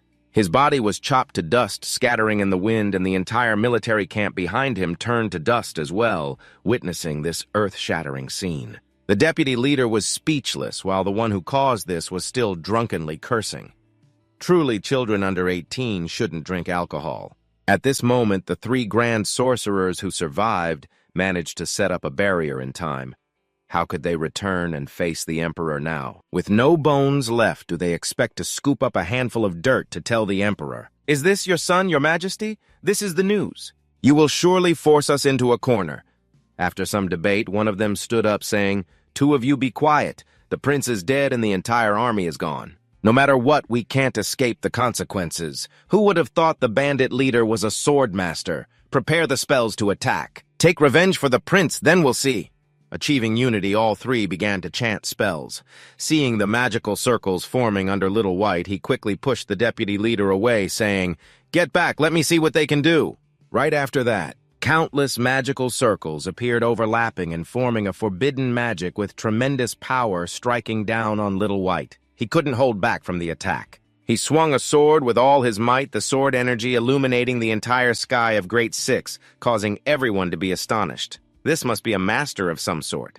With such terrifying power, could it be a sword saint or a grand sorcerer? Only Little White's master was leisurely enjoying coffee, not expecting Little White to cause such a stir. Meanwhile, at the Divine Conference of Great Six, the most powerful figures had gathered here. It has been 100 years. The meeting hasn't been called yet, but it seems like something really important is happening right now. Someone just announced that the wizards and the 4 council members have matters to attend to and can't make it. Now let's begin the meeting. The one who called for this emergency conference is the Holy Master. Just hearing that name sends shivers down my spine. Everyone present is in a frenzy. The Holy Master, that old man, finally showed his face. Years ago, he said he wouldn't leave the mountain unless he reached the 10th level of sword mastery. So why is he suddenly here? Could it be that he's the one who announced it? He's drenched in sweat as he slowly reads the letter in his hand saying that the wicked ones will never die. My disciple of the Sword Saint just leveled up to Swordmaster yesterday. Ha ha ha ha, that must sting, right? Quickly give my disciple a fitting title. If not, the next time we meet, I'll deal with you all. Ha ha ha ha! As soon as he finished speaking, those present immediately began discussing these words, which seemed quite absurd. No one believed them, especially since it was the Holy Master who said it. After some discussion, the representative of the elf clan spoke up, saying the Holy Master's words are not trustworthy. He's been in seclusion for years without showing his face. He's just messing with us because he's bored. Once the Sword Saint Conference grants a title to someone, it must be announced throughout the world. What if the news is false? We need to know where to go if it's not true. Others chimed in agreeing with me, saying they didn't believe a single word from him. He's always been a rotten character without principles. If you want to fight, just chase after me. If you can't win, then play dirty. Oh, it still hurts. Suddenly, Mei Exen spoke up. Wait, I heard my niece say, but before she could finish, the ground shook violently and a golden light enveloped the entire area. This is truly earth-shattering. Unless a divine mage has resurrected, even 100 holy mages couldn't create such power, with such might. There's no choice but to believe the truth. A new sword master has appeared. Finally, the representative of the elf clan proposed I suggest we grant the title of Black Sword Master to Little Black. Everyone agreed, and the resolution was sent to all guilds and trade associations across the country immediately. But there's one problem. The person's name is Little White. Is this conference burying our main character? The announcement has already been sent out to the whole world. It just dawned on someone that the announcement didn't include a picture of the Black Sword Master. I'm at a loss for words. Returning to Little White, he finally sobered up and realized his clothes were torn to shreds and the ground was wrecked all the way to the horizon. Seeing the situation was dire, he quickly grabbed his sword and fled. This is terrifying. How did I end up here? But then he suddenly noticed someone with their head buried in the ground, so he went over to check. When he pulled them up, it turned out to be the deputy leader. Deputy leader, weren't you supposed to deliver supplies to the villagers? Why are you buried here? The deputy leader looked at Little White with a puzzled expression. Don't you remember anything? Could it be that he just used a devastating move and knocked himself out? Just then, Mew Mew led the others to provide backup. Boss, we're here. Where's the enemy? Let's take them down. Little White was confused. Enemy? What enemy? After that, the deputy leader recounted the entire incident. Little White still couldn't believe it after hearing everything. Where's the enemy? Wipe them out. Xiao Bai, hearing this, was completely confused. Enemy? What enemy? Then the deputy leader recounted the whole situation, and even after hearing it, Xiao Bai still couldn't believe it. Pointing at himself, he asked, Did I just wipe out an entire army? The vice leader quickly reassured the boss, You don't need to blame yourself. Those people deserved it. You saved me, and you saved the villagers too. This is already a great thing. Without you, my brothers and I would have been dead by now. Little Bai hit his own head in self-reflection. No wonder the master never let him drink. He must have known that if he got drunk, he would cause trouble. It seems his training still wasn't up to par. Let's keep looking for the master. Seeing the boss about to leave, the vice leader quickly grabbed his leg, stopping him. You can't just leave us like this. Mew Mew stood to the side, striking a cool pose, thinking it was finally her turn to take action. Leave the next part to me. Soon after, a team of black ant beasts was assembled. Lord Umin Bak Ho has entrusted us with this task, and we will do everything we can to protect these people. Rest assured, my lord. The drought has been severe lately, and we haven't been able to deliver our tribute on time. We hope you can say a few words for us in front of Lord Long Huang. Mew Mew quickly agreed and leaned in to whisper, Oh, and definitely don't mention my title in front of these people. Got it?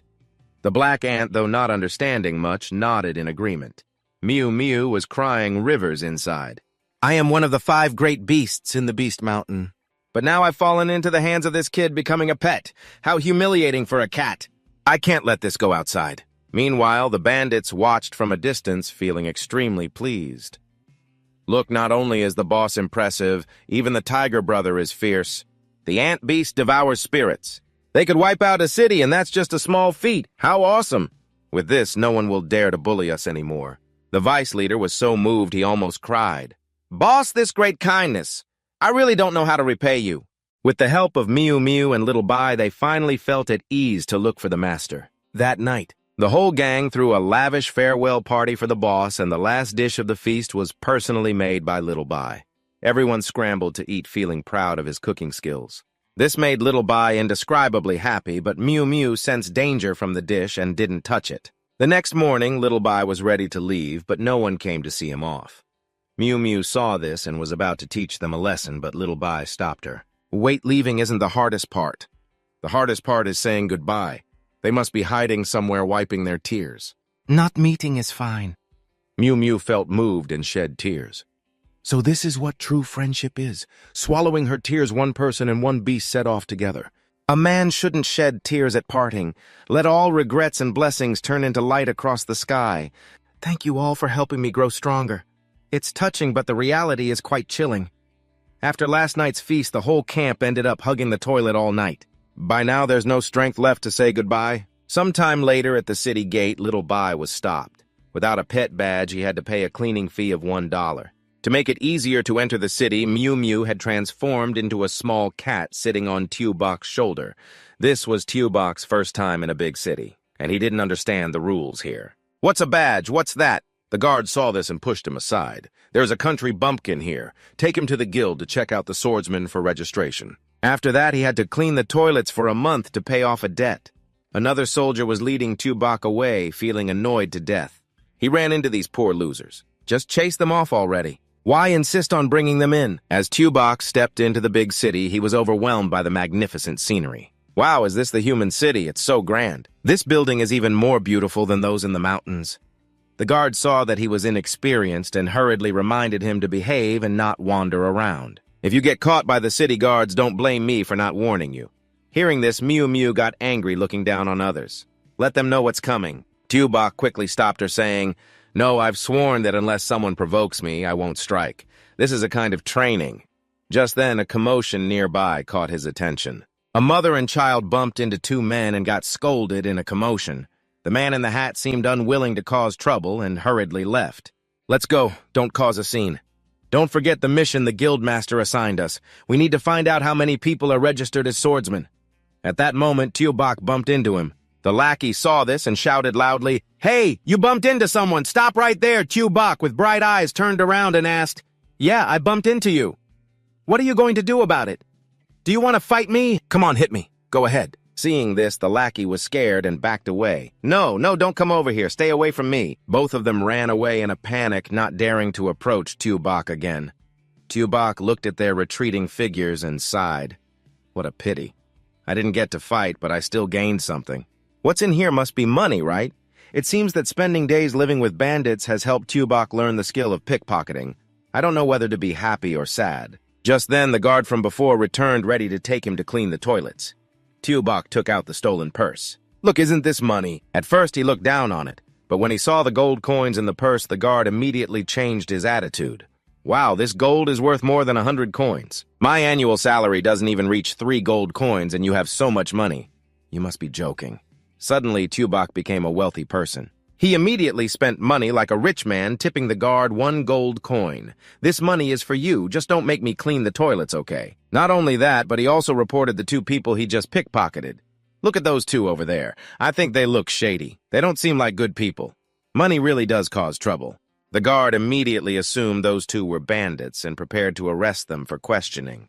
The 2 were secretly observing when they were asked about their badges. Although a bit flustered, both were prepared. The badge and money were held by the man in the hat, but after rummaging through, he suddenly panicked and shouted, Where's the badge? The money was also missing.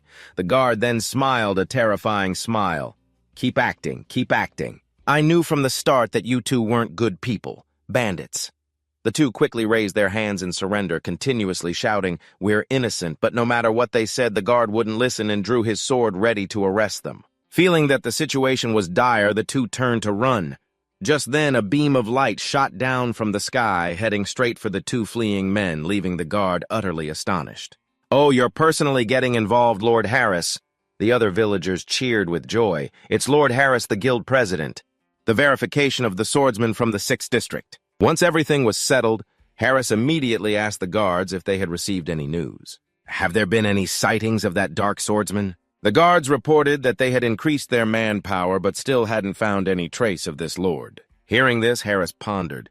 If the little dark one left the Beast Mountain range, he would likely pass through this city. If we could capture him before those others, he would definitely become a powerful asset for the guild, but he didn't realize he was looking for the wrong person.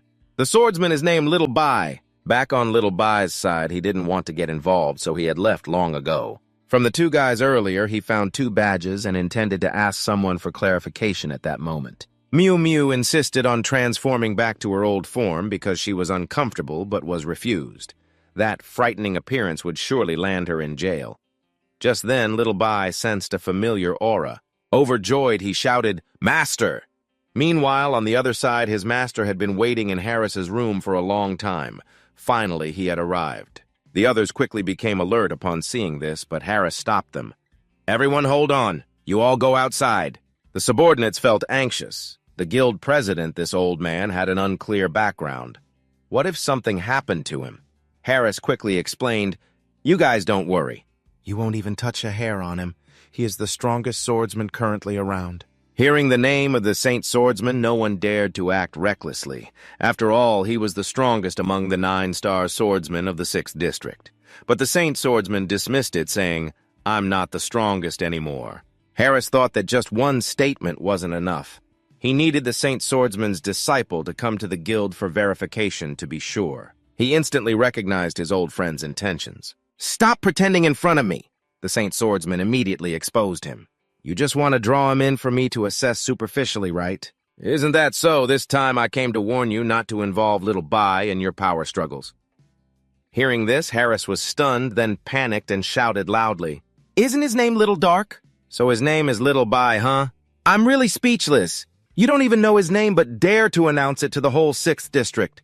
Harris hurriedly called his subordinates to correct the mistake, but was interrupted by the Saint Swordsman. "Sit down and listen carefully. Next, I need to discuss something very important regarding the background of Little Bai." At this moment, the Saint Swordsman stood on the cliff lamenting, "The women down the mountain are all fierce tigers. They're not as sweet as you think." Suddenly, he was drawn to the sound of crying nearby. The crying persisted and grew louder, making the Saint Swordsman curious.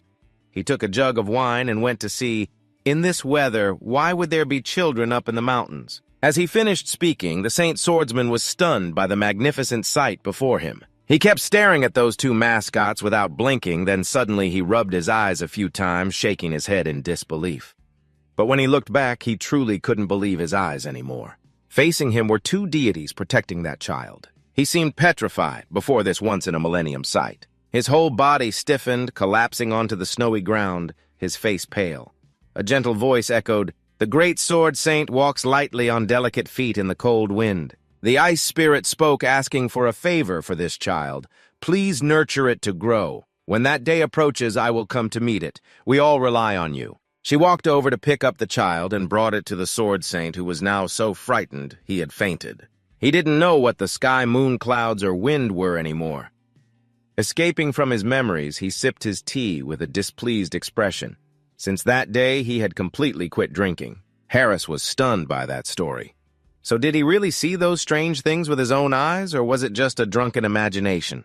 He gently closed his eyes and calmly replied, "I don't know, but her melodious voice has been etched in my mind for many years. I've always waited for that day to come. For over 10 years, the little white one has never left the mountain, always staying by my side to cultivate. But now it has surpassed me. It's time to let it learn the final lesson out there in the world." He casually spoke about his plans for the little white one, but the sword saint furrowed his brow seriously and continued, "Its power is already unmatched in the world. But when it comes to schemes, it's completely no match for those people. So before I hand the little white one over to that girl, you all better not think about taking it." Harry scratched his face and laughed. "Of course I have no ulterior motives with it." Suddenly the sword saint slammed the table, startled. He wondered and turned to ask, The sword saint looked at the sky and shouted, "I've been here too long. Goodbye." Saying that, he quickly slipped away, leaving Harry still confused about what just happened in the room. Suddenly, from beneath the floor, a figure abruptly popped up. The little white one looked around and shouted, "Master, I know you're here. Come out. Don't hide anymore. I made French fries for you." The child ran here and there, rummaging through the whole room while Harris stood there stunned. He was truly surprised to see the little white one. This is the sword god. Although he had mentally prepared himself, seeing it with his own eyes was still hard to accept.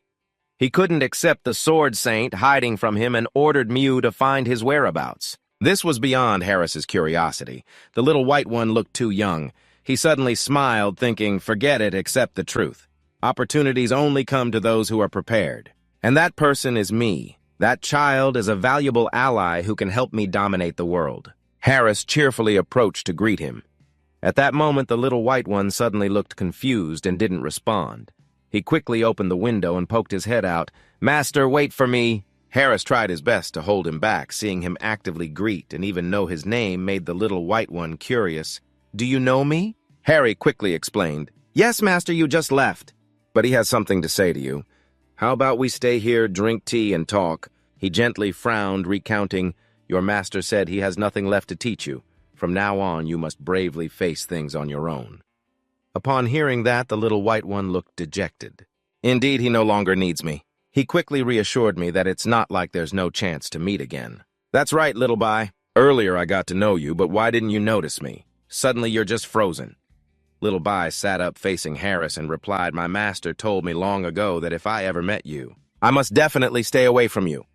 Hearing this, Harris asked further, "How did you know the master you're talking about is me?" "I heard the poem describing your appearance exactly as my master said. White hair, catfish beard, triangular eyes, and nose hair that's never cut. When you smile, it looks very even." Upon hearing this, Harris couldn't help but curse, but then he suddenly remembered something and turned to say, "Right, I need an identity badge.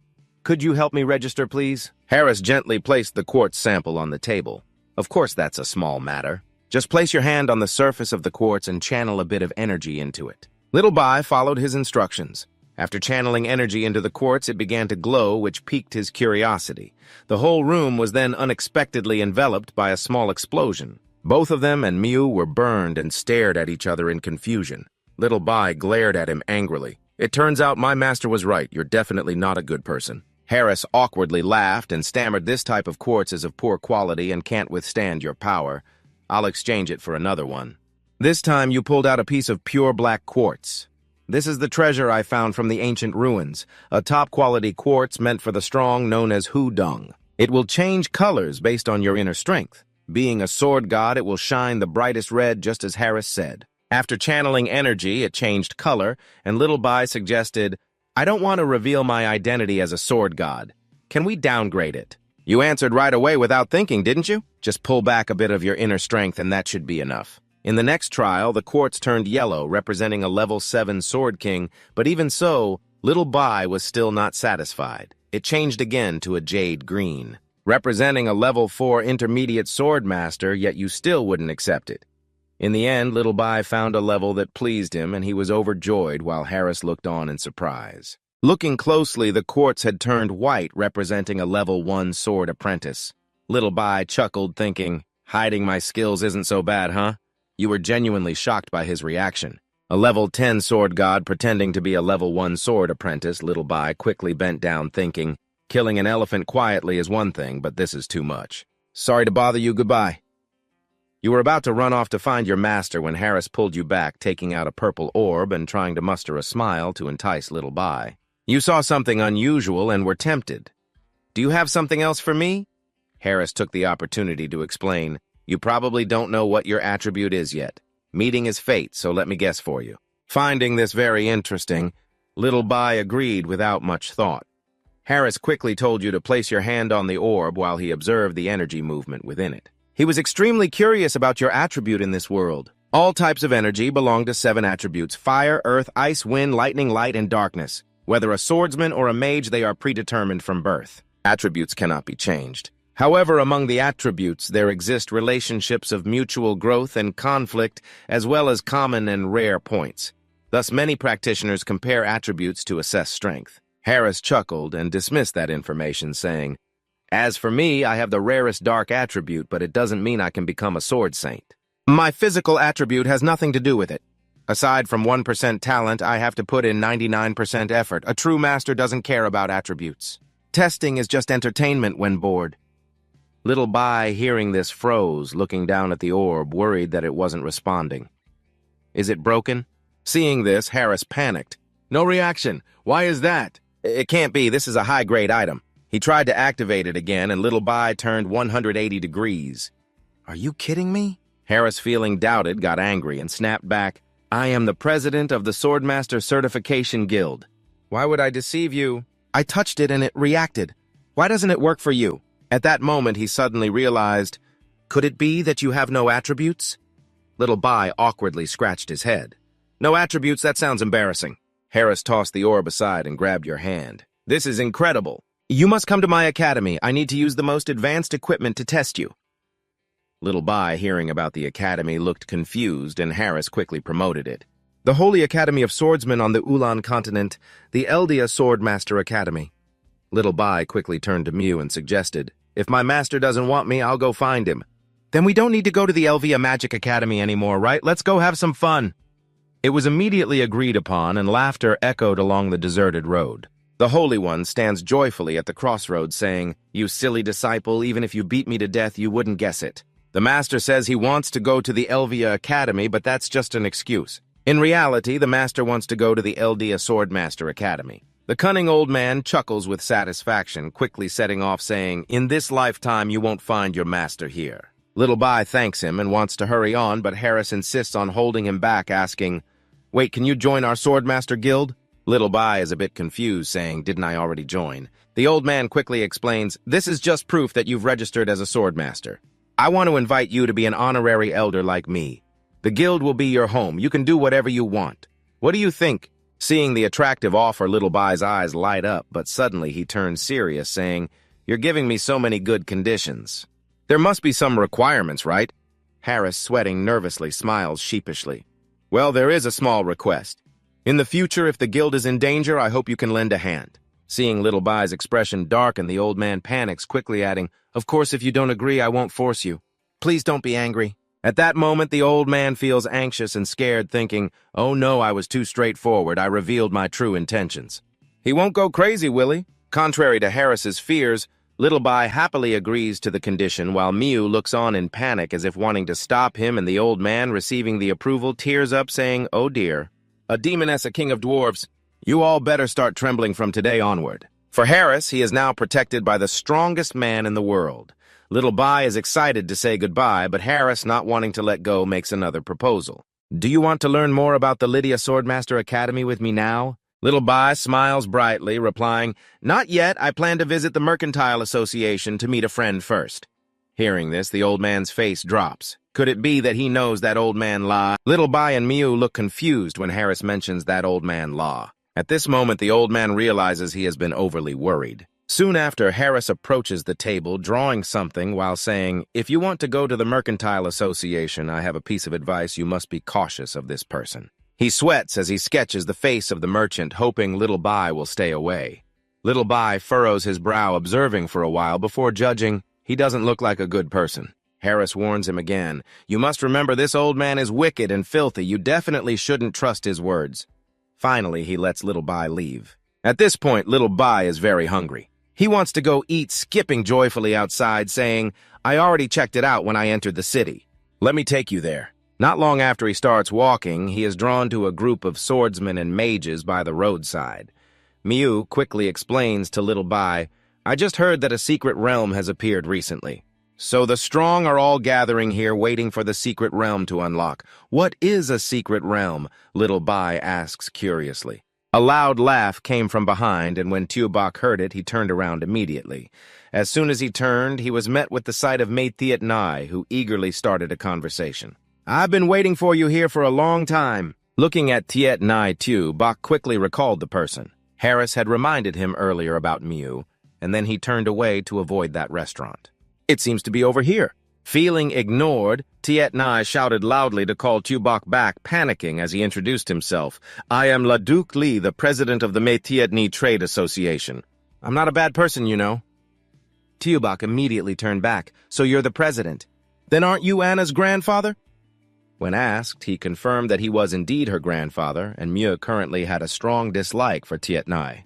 Why is the president of the Tiet Nai Trade Association here alone in the food street? Hearing this, Tubok became suspicious and asked him, Can you prove your identity? He smiled awkwardly, trying to explain, I received a tip and came to meet you right away. I didn't bring any ID, but proving it is simple. This whole street is the property of our trade association. I can eat here freely without being charged because the owners all know me, Tiet Nai proudly boasted. Hearing that they could eat freely without paying, Tubok and Mieu's eyes lit up. Without hesitation, they quickly grabbed his hand and ran to find a restaurant inside the trade association, a seafood place that looked incredibly enticing. People outside had gathered around, and Tubok joyfully enjoyed the delicious dishes here. Amid the admiration of the onlookers, Tiet Nai was worried and spoke up, No wonder you're a natural-born talent. Even eating is not like ordinary people. While he was eating, he turned to ask innocently, Are you sure it's free? I don't have that much money. Mieu, lying on the table, opened her mouth to scold, Those annoying humans. She used food to torture him. They've achieved their goal with me. He gently snapped his fingers cheerfully, calling the waiter over. The waiter quickly came over with a smile, bringing the bill. Would you like to settle the payment, sir? A total of 112 coins. He smiled brightly and turned to her, saying, I came personally. Do I really need to pay? Don't you recognize who I am? The waiter immediately turned hostile. Every day thousands of customers come here to eat. How could I remember an old smelly man like you? Tiet Nai panicked and trembled. Miss, do you really not recognize me? I am the president of the Tiet Nai Trade Association, Duc Li. Hearing this, she quickly turned back inside and shouted, There's another person impersonating Duc Li here. Upon hearing that someone was impersonating him, he became curious. Not long after, a loud commotion came from inside as the restaurant owner stepped out, ready to confront him. All right, that's 3 people this week. This is really frustrating today. I will chop you up into minced meat for the lobsters to eat. The owner looked furious, wanting to deal with Tiet Nai immediately. He approached Tiet Nai, threatening the old man.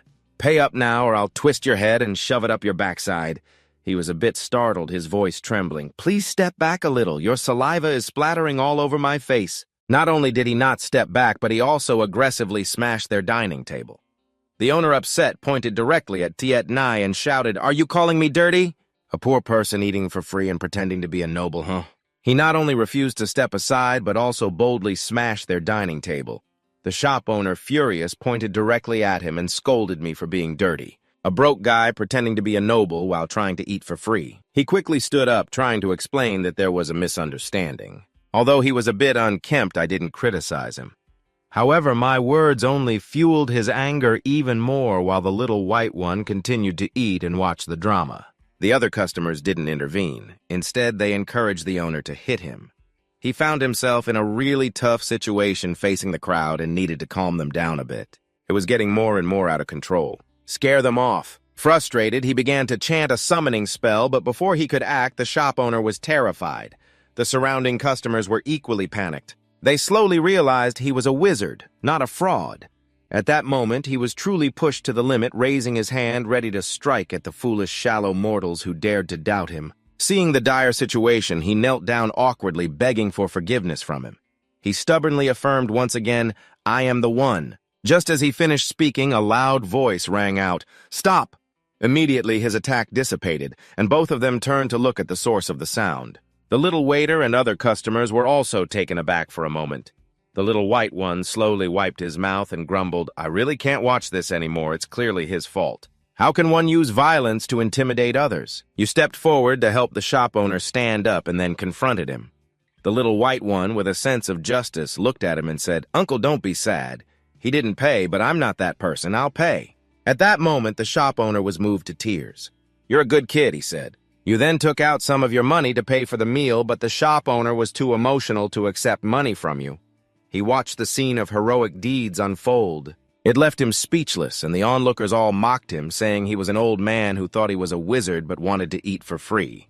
Hearing those harsh judgments made him fall into a mental crisis. Can't you wait for me to finish speaking?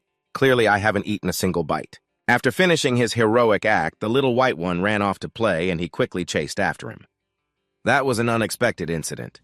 They had never seen my appearance before. This time, I directly sought out someone from the Merchants Guild to testify.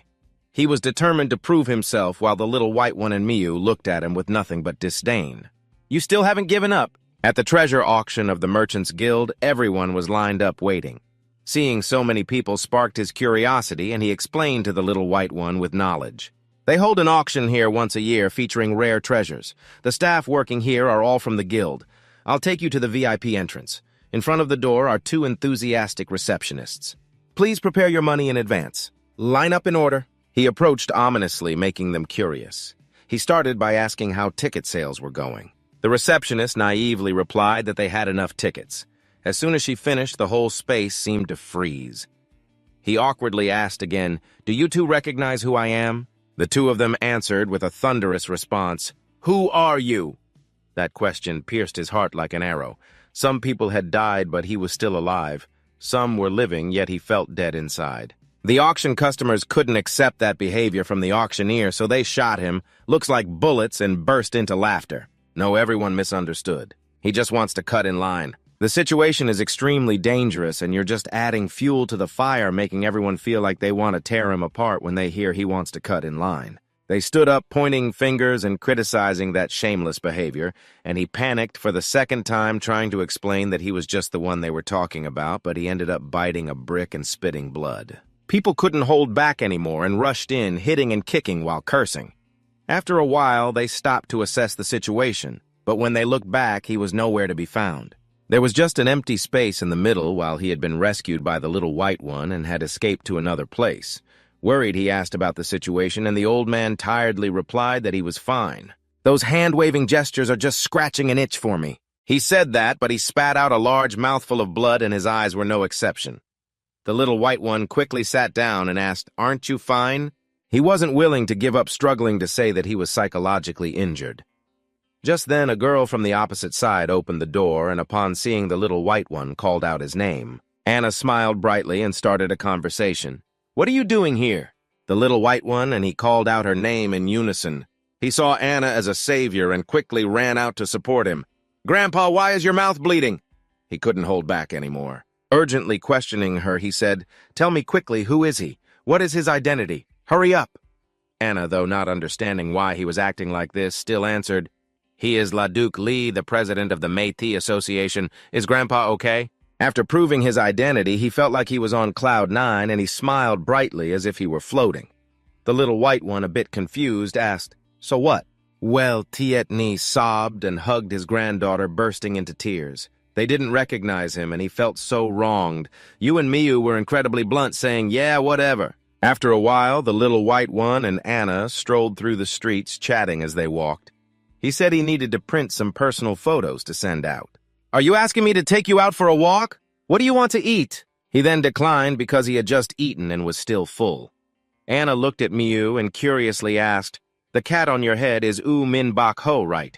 Before he could deny it, he had already exposed everything. Anna looked at Miu with admiration while U Min felt something was off and quickly became alert. At that moment, he suddenly sensed danger. The little white one pulled her to run in another direction, leaving Anna confused. He dragged her deeper into an alley, and Anna anxiously asked, "What's going on?" The little white one, tired, wondered why there were always people staring at them. "Could it be that they recognized me?" Miu, sitting on his head, simply explained, "There are forces gathering in the city right now. Someone must have seen your photo already. So people are looking at us normally," the little white one said, feeling flustered. "What should we do? I don't want any trouble." Suddenly, Anna came up with an idea and presented it. "I have a way to ensure they don't recognize you." Both of them in a hurry turned to look at her. Anna cheerfully said to the little white one, "Not bad, right?" "Very natural. Absolutely no one would suspect that the legendary sword god would appear in the guise of a girl. It seems this is very interesting for her when you wear a graceful girl's outfit." The little white one looked at Anna with some concern. "This won't cause any trouble, will it?" She excitedly replied, "No way." Then she pushed him out onto the street under the gates of the Elias Cathedral, where the knights were warmly welcomed. The girls inside the city saw him and were instantly smitten. They didn't even know how to call it shame. A bright figure of a young man appeared, the friendly young lord of the radiant cathedral, waving to everyone with a graceful demeanor. Extremely friendly at this moment, the two of them, one female disguised as a girl and a cat, strolled together. The little white one kept glancing over, making Anna feel a bit shy. It was incredibly friendly as the two of them, a woman disguised as a man and a cat, strolled together. The little white cat kept looking over, making Anna feel a bit shy. "Are you done looking yet? You touched my upgraded speakers again and are sulking about why mine isn't shaking." She blushed deep red and screamed because what's inside you is fruit. Suddenly, a voice called out from the roadside announcing the arrival of Tulam. The commotion drew their attention to where the two of them stood not far from him, surrounded by female fans eager to give flowers. Anna glanced over there, feeling quite displeased. "Why is that self-absorbed guy here?" Xiaobai thought she knew Tulam and didn't hide anything, introducing him to her after finding out. His identity as the next lord of the Divine Light Temple and the youngest Sword King made Xiaobai feel that Tulam was quite popular. At this moment, he had noticed their presence. Anna felt disgusted and turned her face away. "Seeing him made me want to throw up. Let's go." You turned to follow her, but still tried to sneak a last look at Tulam. Suddenly, bright red roses flew in from somewhere, blocking their path. She angrily turned back to confront Tulam. "Are you so overly lustful that you've lost your mind? You dare to block my way?" He showed no remorse and even provoked Miss Mei Tieshi, still hot-headed, saying, "Sorry, my hand trembled a bit earlier. I didn't throw it right. I didn't even get a chance to ask." Tulam smiled brightly, offering the rose towards you. He pinned the flower in Xiaobai's hair and gently asked for your name while the women around shouted in unison. The ultimate skill of Lord Tulam. Anna and Miu, watching from outside, were psychologically impacted by that flirting scene. Xiaobai touched the flower on her head, filled with questions, while around her, other girls were extremely jealous of the affection Tulam showed her. He shone like a Prince Charming, continuing to flirt even in the crowd. Her radiance was still as bright as a flame, and I was just a moth wanting to dive towards her. Xiaobai recalled Anna's warning. Even though dressed as a girl, his voice would still reveal his identity. "Remember, absolutely don't speak. Keep that in mind." Your face paled a bit in the face of Tulam's enthusiasm. Xiaobai couldn't help but be horrified, pleading for help from her while Anna and Miu were munching on snacks, eavesdropping. She even smiled, cheering him on. He couldn't hold back anymore and affectionately moved closer to hug Xiaobai, apologizing, but she truly made people feel moved by this sweet talk. The two of them munching on snacks over there were shocked, almost choking on their food. The girls in the city were either furious or heartbroken when Tulam embraced Xiaobai, holding her tightly and gently inhaling the scent of her hair. No doubt the feeling was firm and sweet like an apple. This was exactly what he had been searching for. Tulam was enchanted, pressing himself against Xiaobai's body. To feel the softness but sweet words and tender hugs couldn't sway her, leading him to decide on his final move. Tulam gently lifted Xiaobai's chin. Then he looked at her with deep emotion while she was extremely suspicious of this action. At this moment, the crowd around was trembling, eagerly awaiting this once-in-a-lifetime event. Tulam was forcing her under him, wanting their lips to touch. His gaze at Xiaobai was intense, filled with deep feelings, but she quickly raised her hand to block Tulam's mouth, frowning in annoyance, telling him to stop. The hot scene made Anna and Miu feel downcast. On the contrary, the other girls were happily cheering for Tulam, who still wouldn't give up and continued to flirt. It's unbelievable that there could be a woman who could hold her ground. Your calmness in the face of my attacks is quite interesting, but your voice still lingers in my ears. I just realized something strange about the little white girl's voice as she quickly pushed Tulam's hand away, frowning and asserting, "I'm a man, you can just leave now." Her words, "I'm the man of the little white girl," echoed in his mind, leaving him stunned as the girls around them were shocked to realize they had lost to a guy. He took out 2 apples that had been used as speakers and tossed them aside. "I'm done playing. I should really change my clothes." Tulam still stood there frozen. He couldn't bear this humiliation any longer. He decided to draw his sword, wanting to take revenge on the prince for the humiliation, raising his sword and channeling his inner strength to strike down, aiming for the little white girl's life. Anna, seeing this, panicked and tried to stop Tulam, urging him not to cause a scene, reminding him that he shouldn't let things get out of hand.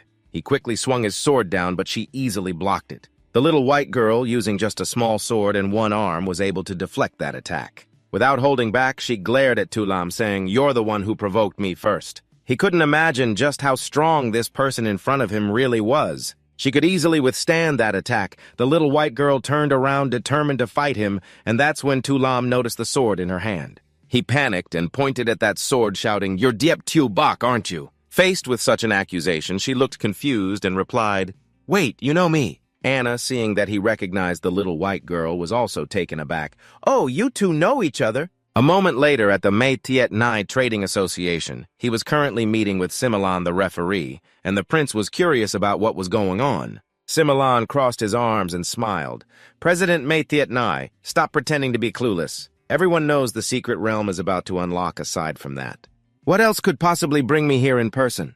He was sweating profusely, forcing a smile, but inwardly relieved that it seemed the prince hadn't heard about Diep Tu Bok yet. Similan walked to the window and continued speaking. "When the secret realm opens, forces from all sides will surely converge. I wonder if the saint will come." The prince was a bit puzzled. "It's been years since the saint has appeared. Why do you remember him?" He didn't hide anything and replied, "Between him and me, it's really about the grievances between our two disciples. There are still a few unresolved grudges." Hearing this, the prince became curious about those grievances. He hoped Similan would share that story, and just as he wished, Similan began, "10 years ago, I went to the mountain to reminisce with the saint. At that time, Tu Lam had just become the youngest sword king in history, brimming with confidence and a bright future ahead. The two things Similan regretted most were when he visited the saint and they happily talked about Tu Lam's newly conferred title. The first thing Similan regretted was bringing him to meet the saint, confidently calling out for the little white girl who slowly stepped out. The second thing he regretted most was letting Tu Lam fight against her.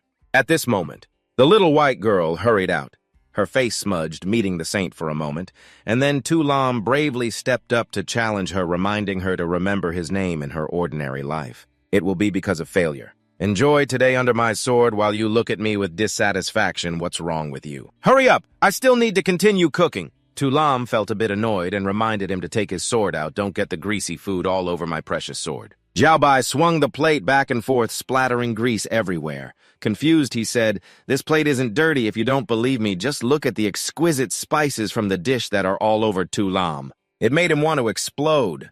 Similan over here was still full of confidence, mocking him, saying he would definitely become an excellent chef while casually sipping his drink. Enough already, his cooking skills are in the negatives. Seeing his clothes stained, he quickly apologized and tried to clean up. Tu Lam, though furious, still held back.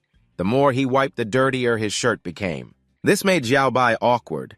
His hands were too dry to clean properly. He spat a few drops of saliva to wet it, causing Tu Lam to lose it and shout, "Just take your sword out already." Xiao Bai worriedly advised that the oil-stained clothes needed to be washed quickly. "After washing, we can fight." Before he could finish, Tu Lam exploded in anger and attacked him with his sword, causing Xiao Bai to turn and look at his master. The casual saint cheerfully winked, encouraging him. Seeing this, Xiao Bai immediately gripped his sword, tightly channeling his inner strength into a beam of light descending from the sky, bringing immense pressure. That blow made Tu Lam lose immediately. His tattered clothes reminded him of that memory, making him furious. 3,532 days had passed. "There hasn't been a moment when I didn't long to defeat you. Today I can finally make it happen." Xiao Bai just realized why he looked so familiar. It turned out he was the crybaby. The young girls were shocked because they had read about it in Tu Lam's autobiography. They had read it since they were 3 years old and had stopped crying. Not only did he not explain, but he also added fuel to the fire I must have remembered wrong. Maybe it wasn't crying, but wetting myself. Master even punished me to clean up. Hearing such baseless claims made Tu Lam want to explode. To defeat Xiao Bai, he had trained tirelessly day and night, even drinking elixirs to keep his body pure. Maintaining his handsome face, he had never been with any woman. Taking advantage of Xiao Bai chatting with the girls, Tu Lam launched an attack, realizing those days of hardship were about to end. Xiao Bai was flustered, trying to explain to those people that he wasn't talking nonsense when Anna panicked and shouted a warning about danger behind him. Xiao Bai looked confused, quickly scanning his surroundings. Upon seeing that look from Tu Lam, he didn't understand why there was an invisible pressure that terrified him. It was that gaze. 3,532 days ago he had faced it. Tu Lam suddenly turned pale. He saw Tu Lam suddenly fall flat on his face. Confused, Xiao Bai looked over and asked, "I didn't do anything. What's wrong with him?" She observed the situation and guessed that the trauma he left behind was too great for him to overcome, causing him to faint. At that moment, the soldiers following Tulam stepped forward. The scoundrel who dared to harm His Highness Tulam cannot be forgiven, Xiaobai panicked. I didn't hit him. Anna had quickly run over. Explaining to them now would be useless. No matter who you are, just get out of here first. She swiftly unleashed fire to scare the soldiers, the bright flames incinerating a space. After the fire subsided, they looked at the position of the two and were stunned. The soldiers were horrified to see that the two of them had vanished. They were stunned when they looked to where the two of them were. The soldiers were horrified to find that they had vanished. Tulam was also caught, and while running, Little Bai wondered why they had to bring him along. Anna, the wise one, explained that Prince Kwangmin held grudges like a leech. First, make peace with Tulam to avoid future troubles. Suddenly, she heard a cry and turned to see Little Bai dragging his leg. He innocently asked her what she was doing and if she dropped something. Seeing Tulam's situation, Anna couldn't help but scold him. They could have talked this out properly. Little Bai scratched his head awkwardly, saying he pulled him along because she mentioned taking him and he didn't understand the situation. She was so angry she felt like spitting blood. Miu, watching the drama unfold, sighed, realizing even the sword god dared to strike. It seemed she was the strongest after all. Similan rushed in, calling out Tulam's name. The worried Thiet Nai followed closely behind, quickly approaching the bed to hug him tightly and burst into tears. My beloved disciple, how did you end up like this? He shyly approached Anna, asking what happened. She sighed and replied, it's just a misunderstanding. Thiet Nai frowned with concern, recalling a time when a good friend accidentally broke a vase and he pursued the matter relentlessly. Today, Little Bai felt extremely remorseful and stepped forward to bow his head in apology to both him and Tulam. Similan shot him a glance, gritting his teeth, feeling furious over that apology. He angrily lunged at Little Bai, shouting, Die, you beast! Thiet Nai hurriedly intervened, urging him not to get worked up, reminding him that this was the sword god who defeated Little Bai. Hearing the term sword god, he froze for a moment, his face turning pale. Instantly, Similan switched to a bright smile, grabbing Little Bai's hand. It's been years since we last met. You've grown quite a bit, huh? He then laughed in a very fake manner. Little Bai was left bewildered, unable to keep up with the situation as Similan continued chatting. Of course we know each other. You can call me your good friend or just call me uncle. The two of them, Anna and Similan, were taken aback by this sudden change of attitude. Truly, he knew how to read the room. Just then, a maid rushed in to announce that the guild president and the elders of the Magic Guild had arrived. Upon hearing this, Thiet Nai turned around and told Similan, You can take a break for now. I'll take Little Bai to meet the elders. He happily let him go. Similan watched their backs as they left, waving goodbye. The door slowly closed and the light faded away. Similan's expression turned cold. His eyes filled with malice as he glanced at Tulam lying in the hospital bed, cursing him without restraint. What a useless waste, how did I teach you? Why must he push himself against a stronger opponent? Defeating him wasn't important. What mattered most was finding the key to breakthrough hidden within him. His eyes now glinted with calculative schemes. Thiet Nai continuously reminded Anna to keep a close watch on Little Bai, preventing anyone from approaching him. Seeing this, she couldn't help but wonder. Just then they looked outside. They saw a bright area of sky filled with purple light among the tall trees, and the lightning kept flashing. The two of them, Thiet Nai and his grandson, were overjoyed at this sight. He exclaimed happily, The secret realm has finally unlocked. Thiet Nai looked at it as if he were seeing a treasure from 5,000 years ago. Every 1,000 years, somewhere on this continent, the secret realm would unlock. People could find mineral resources in the secret realm, such as crystals, herbs, or spiritual energy, even rare books that existed in the world. The secret realm contained immense power. Naturally, everyone wanted to compete for it. Anyone who entered the secret realm had the chance to gain immense power, widespread fame, and wealth that was hard to achieve in a lifetime. So the secret realm represents limitless potential, attracting many powerful figures who risk their lives to seize it, even unafraid to commit mass slaughter as they see the secret realm clearly appearing before them. The excited man rushed in like a madman, thrilled and shouting that he was the first to dash into the beam of light, filled with electric sparks, driven by greed, showing he wasn't afraid of death at all. His voice was still very cheerful, declaring he would become the sword god as the beam of light flashed and incinerated the man before the astonished eyes of everyone, with blackened bones rolling on the ground, smelling of burnt flesh. Harris frowned in disdain, looking at the unfortunate soul. The entrance to the secret realm was still closed. Rushing in now would only lead to death. Everyone was shocked to see him collectively calling out, "The guild president is here to assess the swordmasters." Seeing Harris suddenly appear, the short people became very excited, and one bold individual shouted, "Where did all these flies come from? It's so annoying." Aston waved his hand at this. Without paying much attention, he spoke, cutting through the chaotic atmosphere. "Isn't it bad to be a target? How can anyone pass the first test? I doubt there will be many." Saying that, he jumped down to the flat ground, ignoring the grumpy brute who complained about him being a shooting star. Aston casually suggested, "Before the secret realm opens, why don't we have a match?" Merisi frowned and stepped forward, showing his disagreement. After all, they had just met. "How can you say we can just fight? The Holy Conference must unite and work together." Everyone turned to look surprised at how many powerful forces had gathered here unexpectedly. This made them a bit worried. Their initial plan to seize the secret realm now seemed fragile. Whispers filled the air, and Harry found it quite amusing. Unable to hold back, he teased the old man who had just arrived. "Are you getting senile? You dare to charge into the secret realm with just a few people?"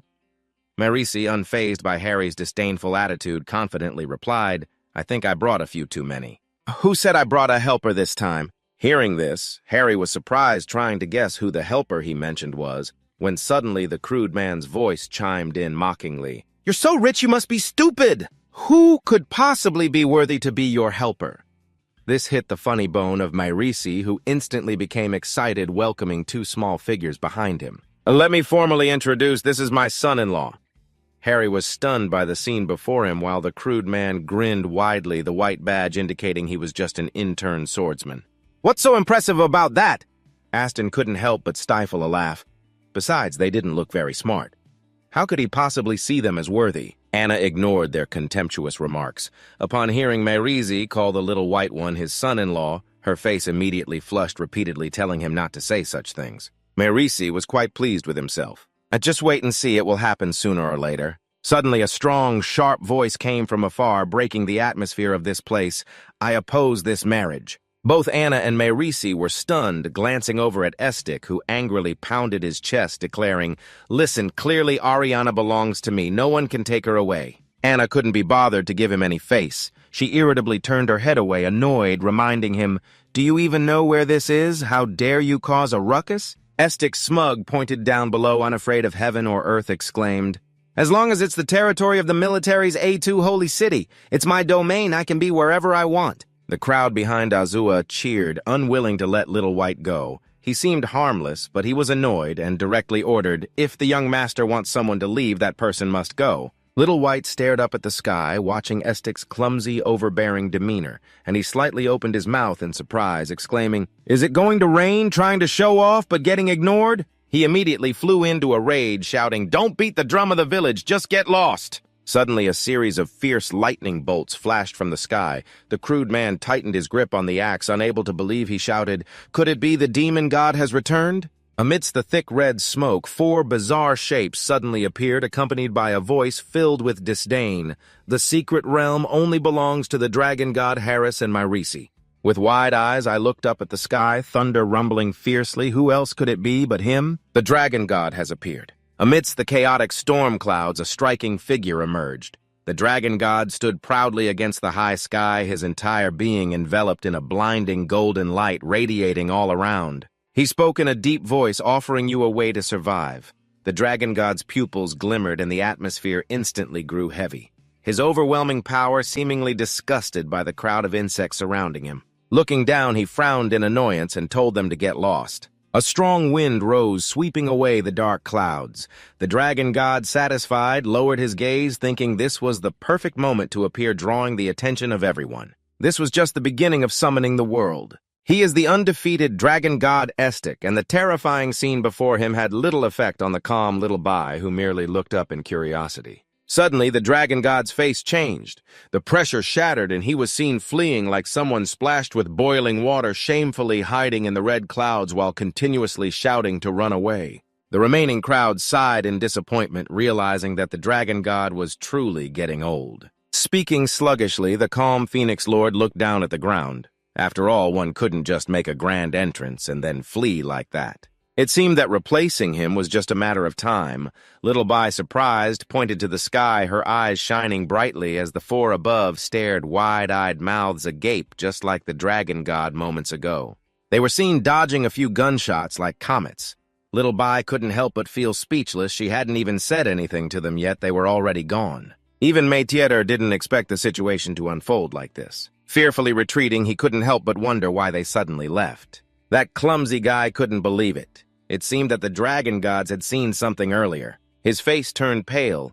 Aston glanced towards the dragon god, seeing nothing alarming except for two little kids scaring each other. The crowd was in shock. They shouted in unison, and the two of them, Estic, unexpectedly stepped back a few paces. What were they looking at? His brain quickly processed the previous statement. He immediately boasted, laughing loudly, claiming he was the young master. Even if there were 10 dragon gods, he wasn't afraid. He wasn't in the mood to praise Estic, who was arrogantly amusing, and Aston calmly pushed Estic aside to draw attention. Lowering himself to pass through the barrier was indeed not simple. He didn't want to miss any rare clues. Aston glanced back, instructing the maid behind him to follow that guy closely once they entered the secret realm. The clumsy guy wouldn't back down either. He frowned and quietly instructed his subordinates. Wherever that kid goes, you follow. Investigate the situation and try to pull off a powerful strike against the ground. Everyone immediately rejoiced, rushing into the swirling winds like a cut emerging from the secret realm. They couldn't stop their hurried steps, each person quickly fading behind that dazzling light. Estic eagerly approached Anna, his mouth breaking into a perfect smile. He gently raised his hand politely, greeting her. Let's go in. I'll protect you! Anna giggled mischievously, charging ahead, grabbing Little Bai's hand without hesitation, while calling back, You don't need to protect me. Estic's face immediately contorted in displeasure as he glared at Anna, affectionately pulling Xiao Bai forward. Bitterly, he muttered under his breath that Xiao Bai was asking for trouble. The rest of the group followed suit, stepping into the secret realm through the scorching hot winds, their spirits high and unmatched. Afraid of losing track of each other, two figures stealthily slipped into a corner in the distance of the chaotic secret realm, one wearing a floppy hat, grinning maliciously. Finally caught up. The guy below frowned in annoyance, seemingly not hearing what the other said. He insisted they should find a place to bathe first. The guy in the floppy hat was driven mad by his words, angrily shouting, What are you talking about? You want to bathe now? If we mess up the plans of the Dark Lord, we can forget about our lives. His sinister gaze turned back to the crowded secret realm, realizing that relying on just the two of us might not be enough. That's what the Dark Lord said. He desperately searched for a familiar figure among the chaotic crowd, the blinding light still showing no signs of fading. The trees behind trembled under its pressure. They just needed to stick close to that kid. The space in the secret realm was far from what they imagined, nothing but black and white. A stern voice suddenly broke the confusion among everyone. Line up neatly, state your name and rank. The guide frowned, tapping the pen on the table in an extremely impatient manner, causing everyone to feel uneasy. They murmured to each other, wondering if this was really the secret realm. It didn't resemble the rumors at all. The guide heard this and darkened her face, gripping the pen tightly. She angrily slammed her hand on the table, raising her voice. Aren't you listening to me? Come over here and line up to register your information. Some annoyed individuals cursed under their breath, glancing at the guide who lacked any authority yet dared to act so arrogantly. One of them disdainfully asked where the secret realm was. The guide said nothing, suddenly raising her hand in front of the table, unleashing a fierce beam of light that pierced through the man who had been causing a ruckus. Everyone immediately panicked, truly unable to believe that such an old woman could do this. She could take down the seven-star sword with just a snap of her fingers. The guide's expression darkened, her tone growing colder. I am your guide. The soul of the secret realm is in the Ulan continent. Perhaps you are all skilled experts, but in my eyes you are nothing but trash. She spoke sternly. Is there anyone else? The crowd below quickly fell into line, no longer daring to resist. After all, they didn't want to die under this old hag. The guide, satisfied, began her work. The first to register was Mei Er Tai, an 8th-star Great Dark Mage. Perhaps due to being caught off guard by her earlier actions, he appeared somewhat cautious. The guide nodded. She quickly pointed towards the distant beam of light, briefly explaining, Those with 7 stars or above go straight to the 3rd test room. Wait in front of the green teleportation. Mei Er-ti obediently nodded. And just like that, the group split into 2 main paths, one green and one red, according to the guide's arrangement. Anna couldn't believe it when Zhao Bai didn't head towards the green gate. He excitedly patted his chest, unconcerned, replying, "Right now I'm just a level 1 trainee swordsman. Of course I have to go this way." She worriedly disagreed. What if the soul of the secret realm discovers us? We're done for. Suddenly remembering something, Anna silently relaxed her tense expression, helplessly muttering, "Why should you be scared?" The guide sighed in relief, coldly stating the results she had just recorded. A total of 234 people entered the secret realm, 23 of whom are 7 stars or above, heading straight to the test floor. Test number 3. The others will start from floor 1.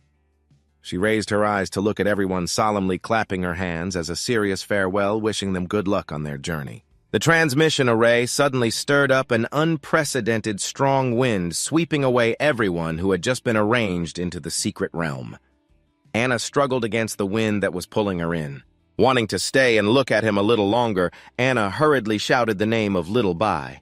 The sound of the wind finally faded away, leaving the space empty as usual. The guide, disappointed, collected the increasingly rare records of the 7th star and above, with only a few people still gathering the thick files beside her, which she found quite annoying. In the end, just burned it all down. As for those below the 7th star, do they not realize their own worth? They even show up to join in the fun. Watching the flames grow larger, the guide's face was filled with extreme danger as he muttered under his breath about the Holy Lord, realizing he should have dealt with those people right from the first floor. The beloved funeral spirit must be really hungry by now. Little White suddenly popped up, startling the guide, who yelled out loudly while the table and chairs were in disarray. He smiled brightly, pointing at himself, a bit confused. He questioned, "Why is it just me left?" "I'm just a level 1 apprentice swordsman," the guide said harshly, striking towards him, not forgetting to grumble, "You trying to scare me to death? Anyone who opposes her never ends up well." Little White stood frozen, absorbing the intense light that just tore apart that man. He hesitantly said, "I don't want to fight, though." Seeing that Little White was completely unharmed, the guide was filled with astonishment. "How come you're okay?" Little White pointed to the other side. His face showed no hint of hostility or discomfort. On the contrary, he sincerely asked, "My friend is behind the red gate. Could you please take me there?" The guide was curious. Could it be a master of 8 stars or more? If it's 8 stars or above, she would immediately fly into a rage. Her power would be even more terrifying than last time. Daring to lie in front of the soul of the noble realm, hiding his strength, Little White scratched his head, thinking, "What am I hiding? I don't have the guts to do that." Little White straightforwardly admitted that he just wanted to hang out with his friend. He didn't want to attract everyone's attention, but the guide stubbornly refused to listen, shouting, "Get down to hell!" A terrifying power descended again, the magic circle tearing open the space above Little White, with rigid earth rising from the bright patterns, the spiritual energy turning into sharp stones. A spark shot down from the sky, and Little White, confused and unaware of what was happening, saw the space explode, creating a shockwave that crushed the air. Tulam suddenly woke up, his face pale and extremely unwell. He quickly jumped up, raising his hand forward, shouting the name to Little White, only to find the room empty, with just a neatly placed letter on the table. Tulam hurriedly opened the letter. "The noble realm has opened. This is the last chance for the Holy Light Temple. Little White, just leave everything to the Master to handle. Once everything is settled, our Holy Light Temple will shine throughout the Yulan region," Tulam cried out desperately. His hand gripped the letter tightly until it became deformed, while Little White looked at the scene of destruction before him, dust swirling in the air with nothing left that could survive. She shook her head. Just a little brat, and he caused all this. The dust gradually settled. The guide's eyes narrowed slightly, sensing something. Little White felt a bit confused by the guide's sudden hostility. His body unscathed, he calmly asked, "Can't we just talk properly?" The guide was so startled that her face turned pale. "How can he do that? That is the mysterious iron crystal that can destroy an entire planet." Little White's expression turned serious as he quickly drew his sword. "Then I guess I have to fight." She hurriedly stopped him. "The teleportation gate opened by the Holy Lord only allows those of 6 stars to enter. Your strength isn't weak, but I can't do anything either." Little White nodded, truly putting me in a tough spot. "You turned around trying to push Chen through the red teleport gate, almost saying that if you didn't go in, Ariana would worry." The guide helplessly advised against it, but it was useless. The City Lord's intention is something no one can go against. Little White instantly got angry, swinging his sword and staring straight at the gate, which remained tightly shut, refusing to budge. He decisively slashed out, causing the space to scream open. I could only hear the loud crashes as the red teleport gate was sliced in half by Little White's sword. You cheered excitedly when you saw the gate revealing the hidden space inside. The guide fell silent, not daring to voice an opinion, staring blankly at Little White's joy. Without hesitation, you dove into the space that you had just cut open. Tu Lam, not knowing where he came from, also rushed over, still bandaged, chasing after Little White, without a chance to greet the guide. He vanished in a flash through the teleport gate before leaving. Not forgetting to thank the unfortunate old lady who was turning to stone, Tu Lam disregarded life and death, rushing into the secret realm. As soon as he stepped in, he exploded with rage, shouting for Little White to stop, but Little White was nowhere to be found. All he saw was a bloody mouth waiting to devour him, and Tu Lam's face turned pale like a banana leaf, desperately screaming as those teeth bit into him.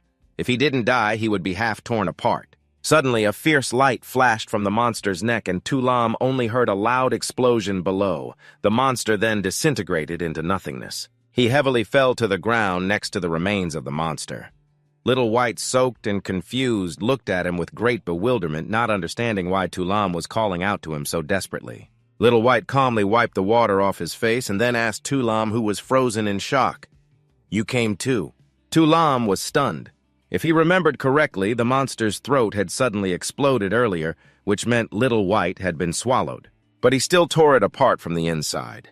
He couldn't believe that someone who seemed so harmless could do that, to be able to achieve such a feat. Little White looked at Tu Lam with confusion, worriedly asking, "Are you okay, still not back to your senses?" From a distance, a monster suddenly appeared, charging madly towards them. Tu Lam immediately regained his composure, refusing to let Little White outshine him like this. He hurriedly raised his voice fiercely, declaring, "It's the perfect time, leave them to me, you don't interfere."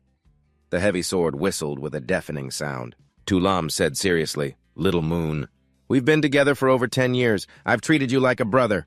Today, let's achieve glory together." Little White didn't care about the ferocious monsters outside. Instead, he was very interested in Tu Lam's sword, his eyes bright with curiosity, saying, "Your sword makes such a sound, it's amazing. How do you do that?"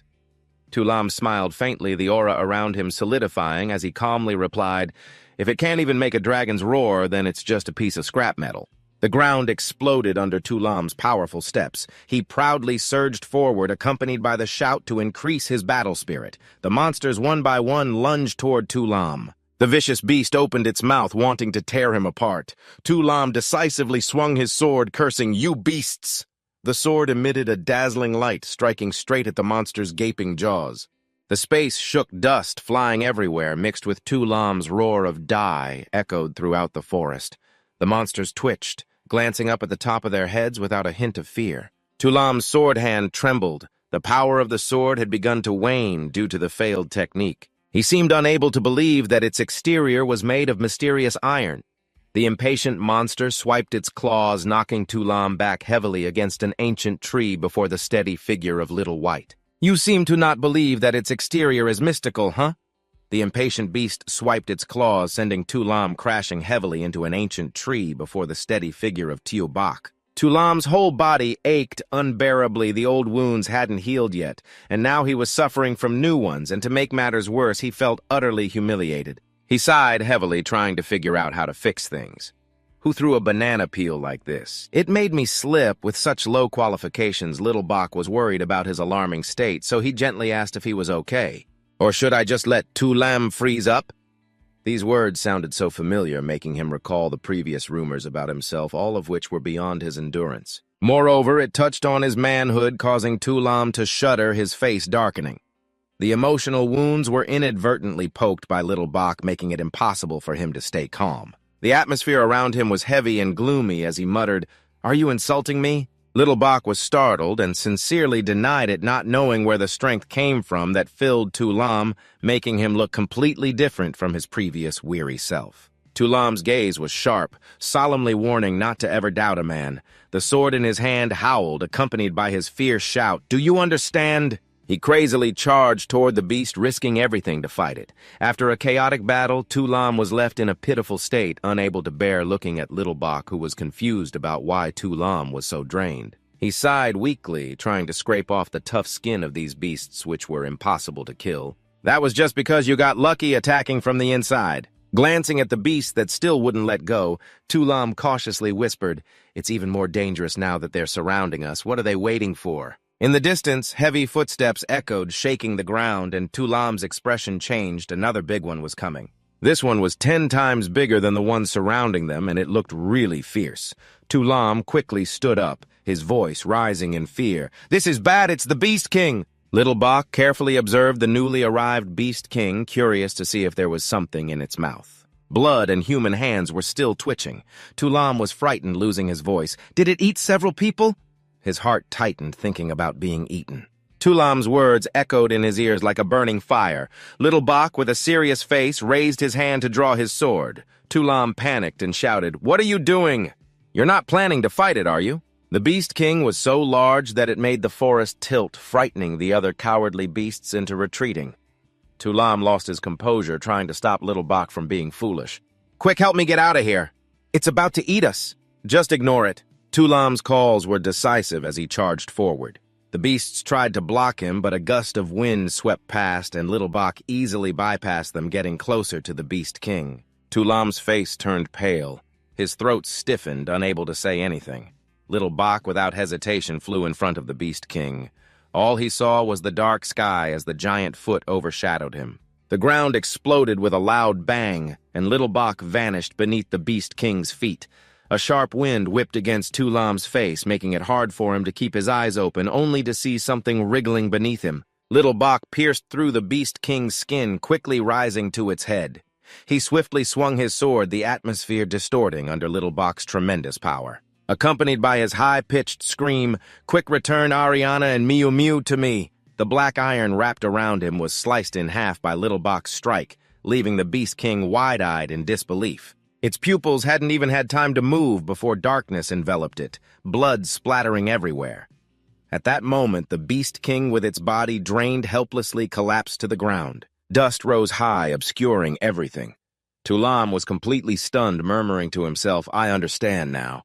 The key to becoming strong is that black sword. He felt a surge of emotion upon discovering a new truth, excitement overwhelming him as Tulam quietly closed his eyes, leaving the limp body of the Beast King behind. He mournfully whispered, "Ariana and Miu Miu, may you both rest in peace." Tulam rushed over with a complete change in attitude, continuously calling Tulam a hero and asking if he was tired. After all the trouble, Tulam was left bewildered by his sudden attention.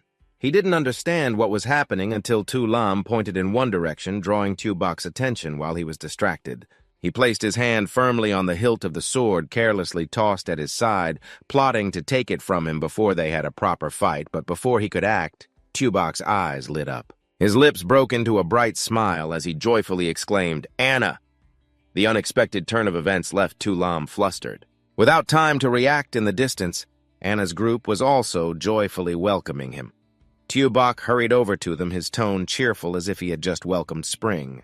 "You two are okay, that's great." In stark contrast to Tulam's reunion, Tulam couldn't bear the blow from the failed plan. His face was ashen as he listened to them chat, feeling numb.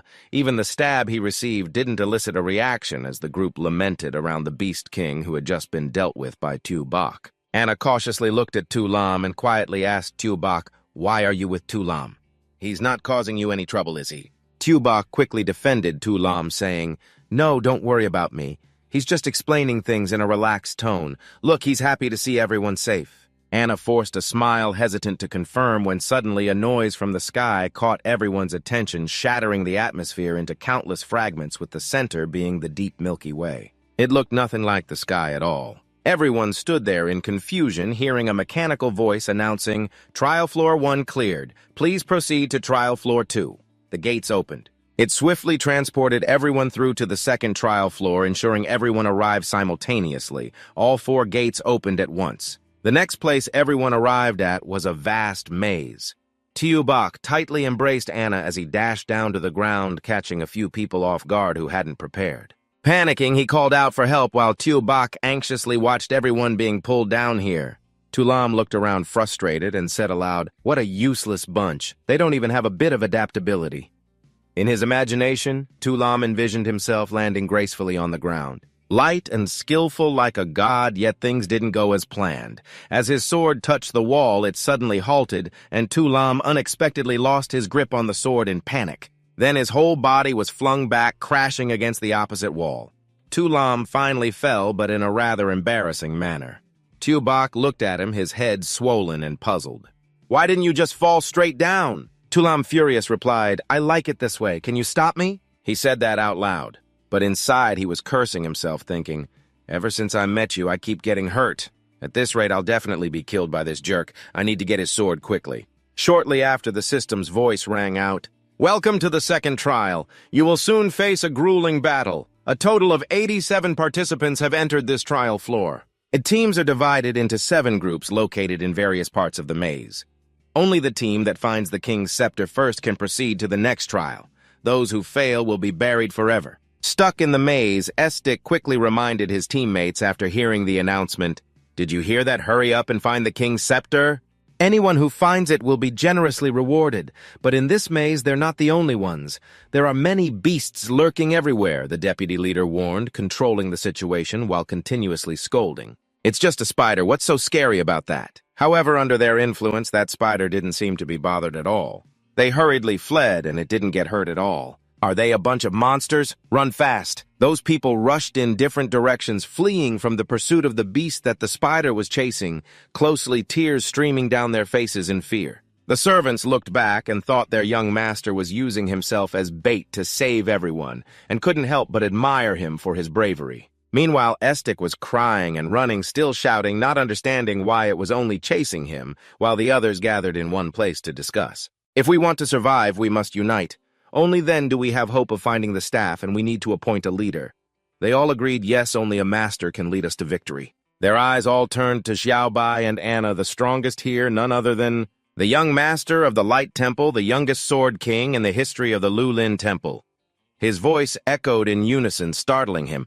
Everyone seemed to agree with this opinion. Some even said that the Beast King last time was defeated by him. "Right. You are indeed our guardian angel." Hearing this, Xiaobai breathed a sigh of relief. "Great. They don't know me, but Anna seems worried. Will Lulin really charge like that?" Indeed, Lulin seemed quite uncomfortable at the moment. After a moment of silence, he suddenly smiled contentedly, accepting the praise. "Yes, that is indeed me. The Light Temple grants you light. Follow me for lasting happiness. As long as everyone is willing to follow me, I will surely lead you to the peak as long as we work together. No difficulty is too great. Let's go find that staff together." As soon as he finished speaking, everyone cheerfully responded. At this moment, Lulin's mind was a bit chaotic. After all, that sword will sooner or later be mine. Pretending a little now is fine. As long as I keep an eye on it, he hurriedly scanned for them and saw they were heading in another direction. The two behind stopped, and Xiaobai turned back in surprise to ask, "Can't I go on my own?" Lulin, annoyed, replied, "Of course there's no sense of teamwork, is there? If everyone acts individually, how can we respond?" The others agreed, yes, indeed. Not having a sense of the bigger picture, Lulin, as a leader, has this responsibility. If you don't listen, then get lost and fend for yourselves. Suddenly, the system spoke up, saying it was tired of standing around talking nonsense and would bring some fun for them. Just as it finished speaking, the walls unexpectedly opened up, revealing a dark, mysterious room inside, from which giant spiders crawled out, their red eyes glowing terrifyingly. They all stumbled back in fear. Was that beast hiding in the maze? The beast was pitch black with glowing eyes and sharp fangs. Lulin hurriedly drew his sword and charged. "Don't be afraid, everyone. Let me handle this." He swung his sword directly at the beast, aiming for its head, but with his weak swordsmanship, the beast only needed to lightly step to knock Lulin back. Lulin was sent flying back to his original position, exhausted, and spoke up. "What are you standing there for? Hurry up and help me." The others immediately grabbed their weapons and shouted, "Standing shoulder to shoulder with Lulin is our honor," as the beast became increasingly frantic. It started spewing poison towards the group of people standing there, the toxic mist temporarily causing them to hesitate. "Oh, my eyes, the poison, get away." In an instant, everyone's vision blurred, making it hard to see the path to escape. While they struggled to see ahead, it was the perfect opportunity for Little White to quietly take action. The beast was sliced in half by your sword, causing it immense pain. Following the trail, Little White quickly moved to find the next beast, moving so fast that no one could keep up with the shadow in the maze.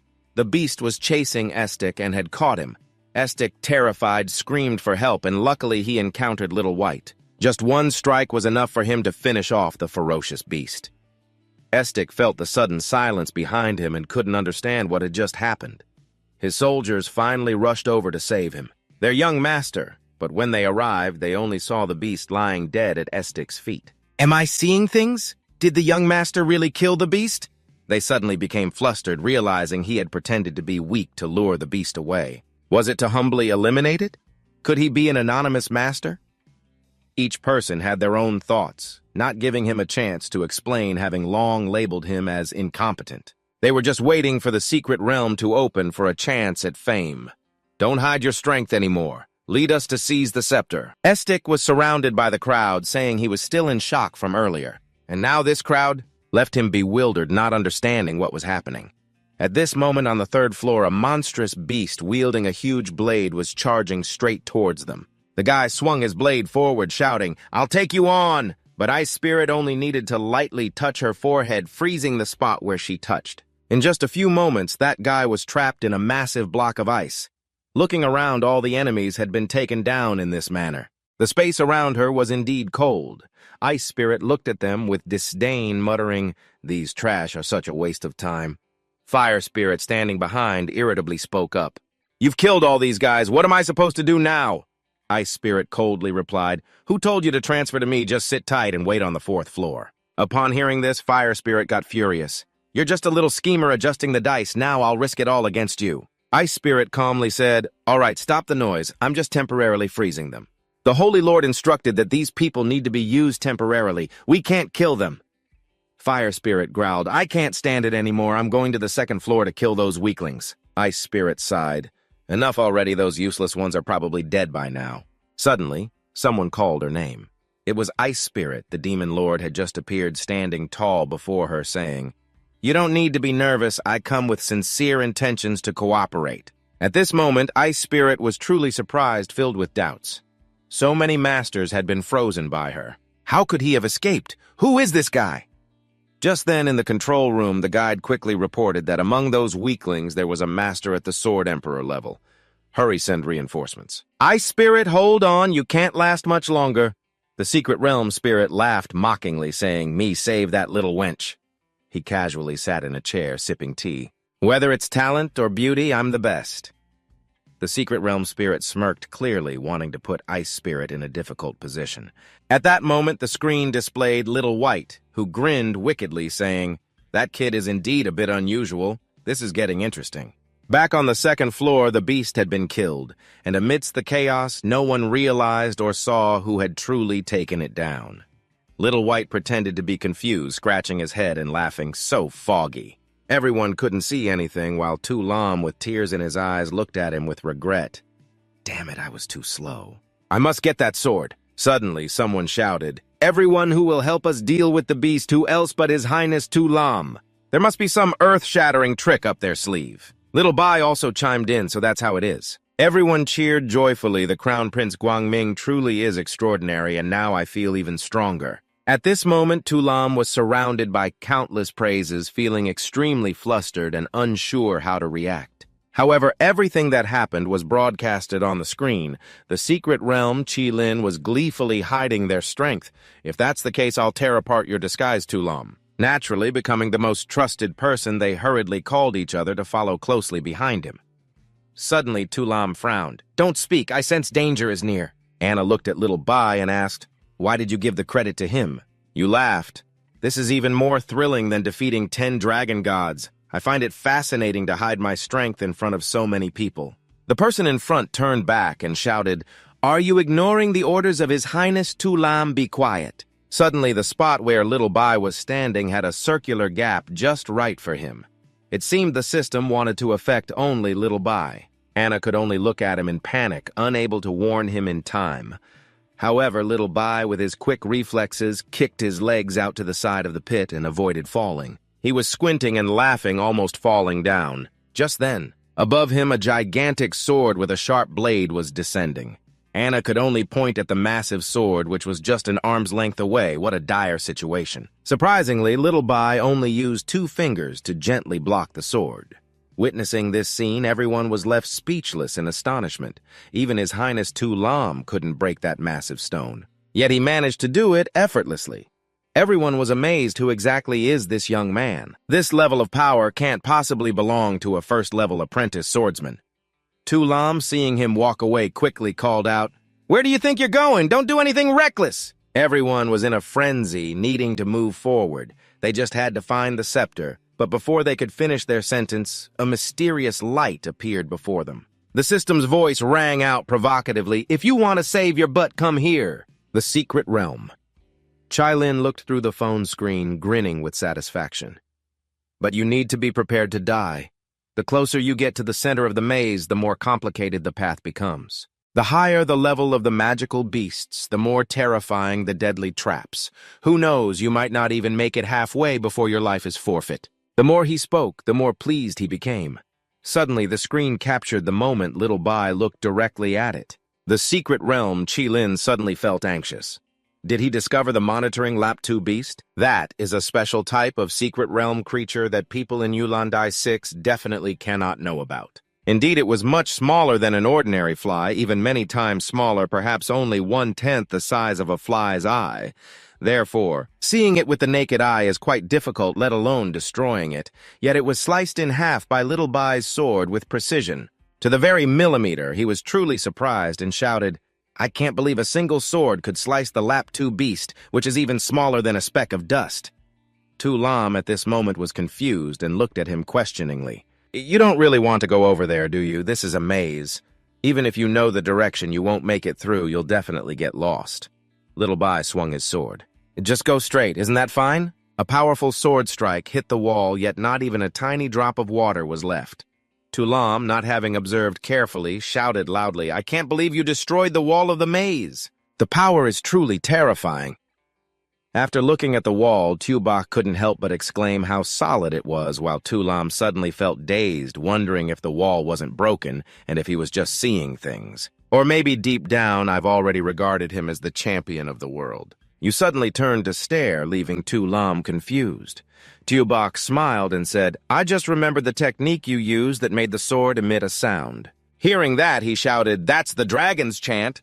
Then the sword in your hand shook violently, the light emanating from it growing stronger, continuously ringing with a clanging sound.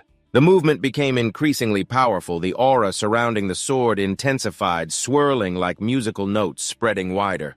Tu Lam trembled, thinking to himself, "A vast area is moving. Is this really the dragon's chant?" A mighty dragon gradually appeared under Tu Bak's summoning. He executed the divine sword technique, thrusting the tip of his sword fiercely into the air, surrounded by radiant light. It felt like an infinite power enveloping Tu Bak. Moments later, a loud roar echoed continuously as if the solid walls had been destroyed by him, an overwhelming force radiating from him. It created a large hole in the solid wall of the maze, but not just one. Consecutively, the walls behind also bore similar holes, surprisingly forming a pathway. Leading straight to the destination, everyone was dazzled by the light from that terrifying power, standing there in shock while the beasts had already been positioned. The loud noise caught them off guard, and unfortunately for them, they stood in the wrong spot and were incinerated by the light. The power surged like an arrow from Tu Bak, and everyone on Estik was frantically fleeing from the beast, thinking that the young master would protect them. He was terrified, rushing to avoid the beast that was hot on his heels. Luckily for Estik, as he ran past Tu Bak's dragon's chant swept through, incinerating the beast. Everyone turned back in surprise when they saw the beast had been defeated. Estik smiled widely. "You all ran so fast, if not, you could have seen the earlier scene." The young girls immediately filled with admiration, gazing at him with sparkling eyes. Estik, benefiting from Tu Bak's power, seized the opportunity to strike a cool pose. Making the girls swoon, Tu Bak, having just finished, noticed a column of light at the end of the tunnel he had just created and sighed in relief, glad it wasn't off course. He smiled brightly at Tu Lam. "You taught me this technique. It's so useful. Thank you." Tu Lam was caught between laughter and tears, forcing a smile. "You're being too polite." After that, Tu Bak quickly took his leave, rushing down the tunnel he had just created with the black sword following him. So Tu Lam couldn't help but say, "Tu Bak, I'm going with you." The others left behind looked at each other. Both of them are gone now. "What are we supposed to do?" "Anyway, I don't dare to go into the center of the maze. We should look for the staff instead.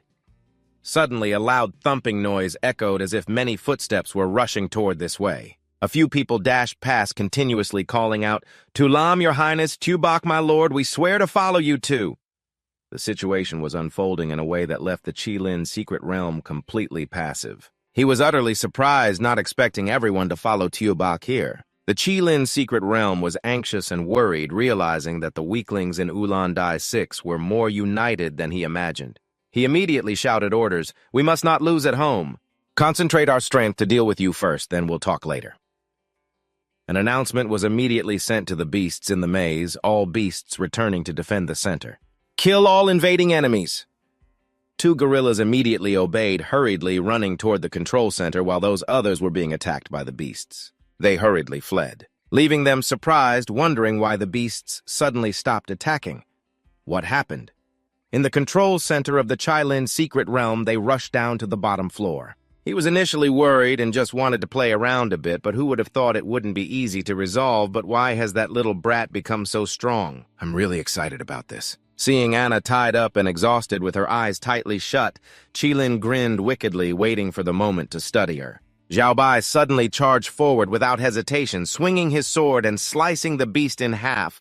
Witnessing his power over such a high-level monster left Tulam utterly shocked. Weak as a piece of paper before the black sword, he panicked and turned to remind everyone to stick together, but Tulam was astonished to see that no one paid attention to him. Instead, they were busily searching for blood grass beside the dead beast, and Tulam decided to abandon them, running after Xiao Bai, thinking to himself, "Forget it, a bunch of foolish simpletons." At this moment, Estik's group was fleeing for their lives. One person in the group wondered, "Estik, why are these beasts still chasing us?" Fearfully, he replied, "You should ask them." But in reality, the beasts had received orders to return and defend, so they were just coincidentally following the path while being blocked by the fleeing group. It seemed someone had tripped over a stone in the road and unfortunately fell right in front of a beast that was rushing by, ignoring the person's sheer panic. The beast calmly ran past, and a man who saw it rush by without attacking was utterly astonished, speechless, while those around him also felt it was strange. They seemed to have no intention of attacking them. Estik felt that at this critical moment, it didn't matter if they could outrun the beasts as long as they could outrun the others, they would be safe, and he convinced himself he was clever as he ran toward the magical door. Estik thought, "The weak are born to be the stepping stones for the strong. That is your only value." He ran as fast as he could, feeling that trading 100 lives for one was quite reasonable. After that, Estik suddenly burst out laughing and said, "I'll go ahead, I'm really sorry."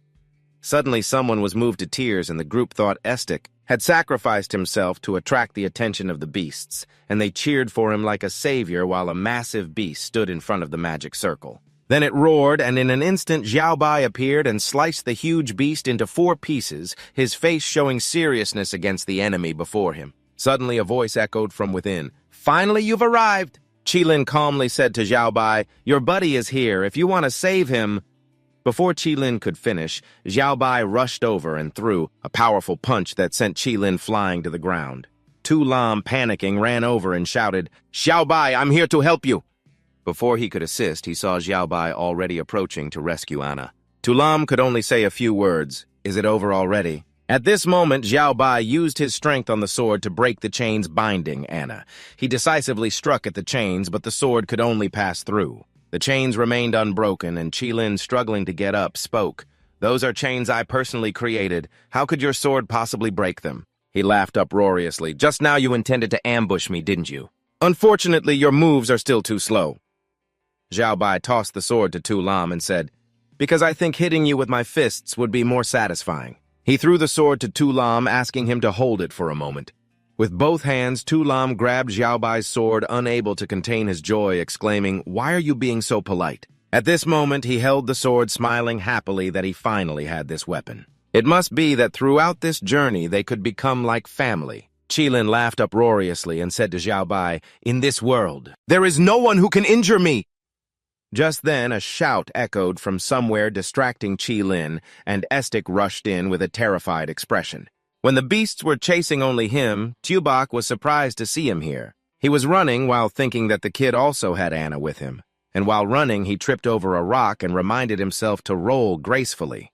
To achieve a perfect fall, he silently cursed this ugly guy for what he was doing. Meanwhile, in another place, a mysterious man in a cloak spoke up saying, "The situation is like this. There is a master infiltrating the group of low-level people, and his existence could bring great disaster to the Qilin secret realm."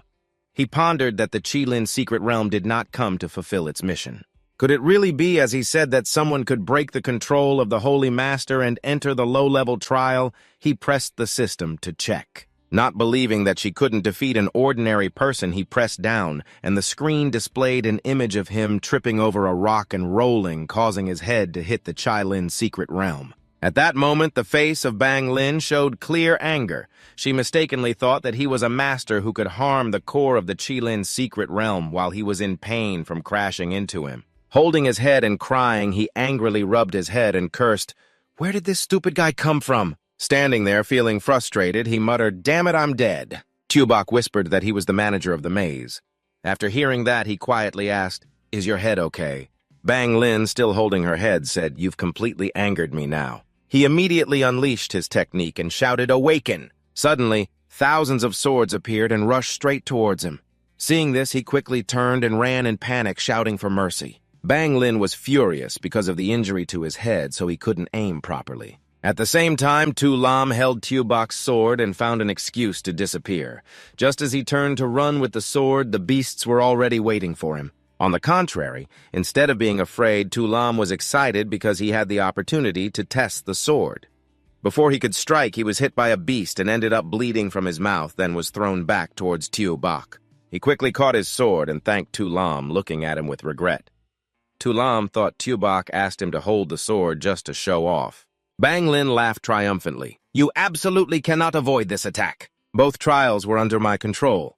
I can create as many as I want."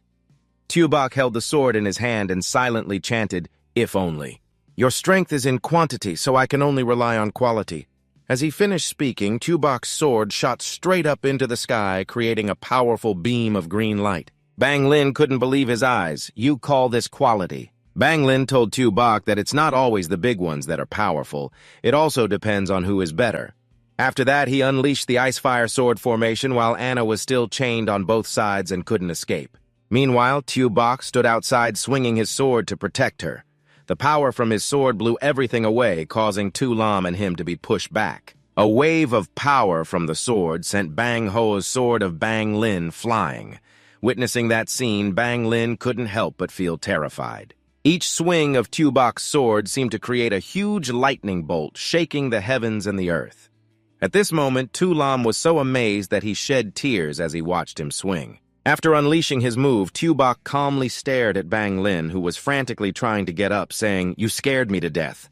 I thought you were something special." Suddenly, he stood tall, laughing loudly without a scratch. Although Bang Lin's clothes were torn to shreds, he still kept his mouth shut, not showing off his power any further. Frowning slightly, he thought, "I guess I lost." Hearing that, he felt defeated. Little White swung his sword, causing the Qilin secret realm to frown. Before he could finish speaking, he brought the sword closer to him and ordered him to release Anna. If not, the next strike would be directed at the Qilin secret realm. He was secretly terrified. He wasn't just bluffing. After a moment's thought, he raised his hand in surrender. "Let her go." "Why do we need to be so serious when making friends?" Little White asked. "Where is my friend?" At that moment, Tu Lam didn't understand what he meant and asked Estik, "Isn't she behind you, you idiot? Turn around and look." The Qilin secret realm smiled awkwardly. "Your friend is right behind you. As long as you stand below her, she can break free from the bindings." Little White followed the Qilin's words. He jumped down to stand in front of her, and the expressions of Tu Lam and Estik turned frantic upon witnessing the scene. Above, Anna suddenly became strange. Her gloomy purple eyes widened, and a strange object appeared from behind her. A set of sharp teeth clamped tightly around her, transforming into a giant pile of dung that sucked everything in. Estik couldn't help but exclaim, "Anna has turned into a huge pile of dung full of teeth." But Tu Lam thought that the pile of dung had transformed into Anna. Little White angrily glared at the Qilin secret realm, who quickly waved his hand. Calm down, it's just a little joke. I'll immediately make her appear in a glass cage to trap Anna." The Qilin secret realm hurriedly reassured Little White. She's just temporarily unconscious, not harmed at all. He said he would go in to untie Anna. After hearing this, Little White believed him and nodded in agreement. The Qilin secret realm reached out to touch the door of the glass cage, then slowly unlocked it. As he had said outside, Tulam and Estik watched his actions, both feeling an ominous premonition. Suddenly, the Qilin secret realm burst into laughter with joy. "You will regret letting me step into this glass. It's the most secure thing in the world, the Divine Chai Golden Barrier. No matter who, don't even think about breaking it from the outside," he said provocatively. "If I can't beat you, I'll annoy you to death. Come on, fight me." Little White, losing patience, frowned in anger. His nature wouldn't change even if it killed him. He was wasting time. Tulam observed and recognized it as the Divine Chai Golden Barrier. There had been someone who brought a piece of this out from the secret realm, which was crafted into a protective glass treasure for the nation. For 1,000 years, countless powerful beings had wanted to seize it but failed. The Qilin secret realm stood inside the glass cage, provoking Little White not to waste effort on breaking it. He smiled smugly. Unless it opens from the inside, any technique is useless. Tulam and Estik, observing from the outside, saw a huge, terrifying shadow behind him and panicked at the same time. Little White, seeing that shadow, was also startled as the figure of the Umin Bak Ho appeared behind Anna, incredibly majestic. Meanwhile, the Qilin secret realm continued to laugh and talk. "That old trick from ages ago, you want to use this move to trick me into turning around right." After flapping his lips, he suddenly looked up and became alarmed. At this moment, the Qilin secret realm, frightened and flustered, tried to flee. He didn't know where Miu had popped out from, but it punched him in the face, leaving him battered. The Qilin secret realm knelt down and begged, "As a defeated person, I truly apologize. Please forgive me. Let's be friends. This is the Royal Chai staff to open the next trial layer. Be careful, everyone. If fate allows, we will meet again."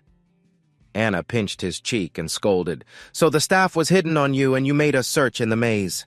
You dared to play tricks on us like that." Saying that, the Qilin secret realm pointed to the pile of gold and silver, saying, "These are precious treasures I've collected. Everyone can take them as a gift to apologize." Everyone was astonished by the pile of gold and jewels.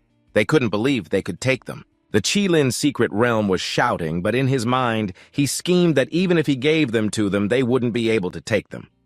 Little White looked at the ring on his hand. "Then I won't be polite anymore. Or there's a senior who gifted me something I've never used." Feeling a bit guilty, he raised the ring and pressed it, releasing a powerful burst of purple light. Then all the gold, silver, and treasures from the Qilin secret realm were sucked into the ring on his hand. Seeing this, the Qilin secret realm cried out, "Stop, you thug!" Ignoring the pleas of the Qilin secret realm, Little White eagerly continued to suck up all the gold and silver. Just a few seconds later, all the gold, silver, and treasures were sucked into his bracelet. After finishing, Little White turned back with a delighted expression and pointed at the bracelet he used. "This is amazing, Umin Bach." Ho wondered where the Qilin secret realm had gone. Everyone said he had run away earlier, while Bang Lin sat in front of the screen analyzing each person one by one. First was Estik. His characteristic was bravery, not hesitating to take risks and using his head to attack the Qilin secret realm, which changed the situation dramatically. We need to be careful with his reckless fighting style. Bang Lin then pointed to Tu Lam, noting his divine weapon. If he hadn't lent the black sword to that brat Hak Mao, the Qilin secret realm would definitely not have been flattened. We must be wary of the weapon in his hand. As for Little White, he may look foolish, but he is quite calculating and not an ordinary opponent.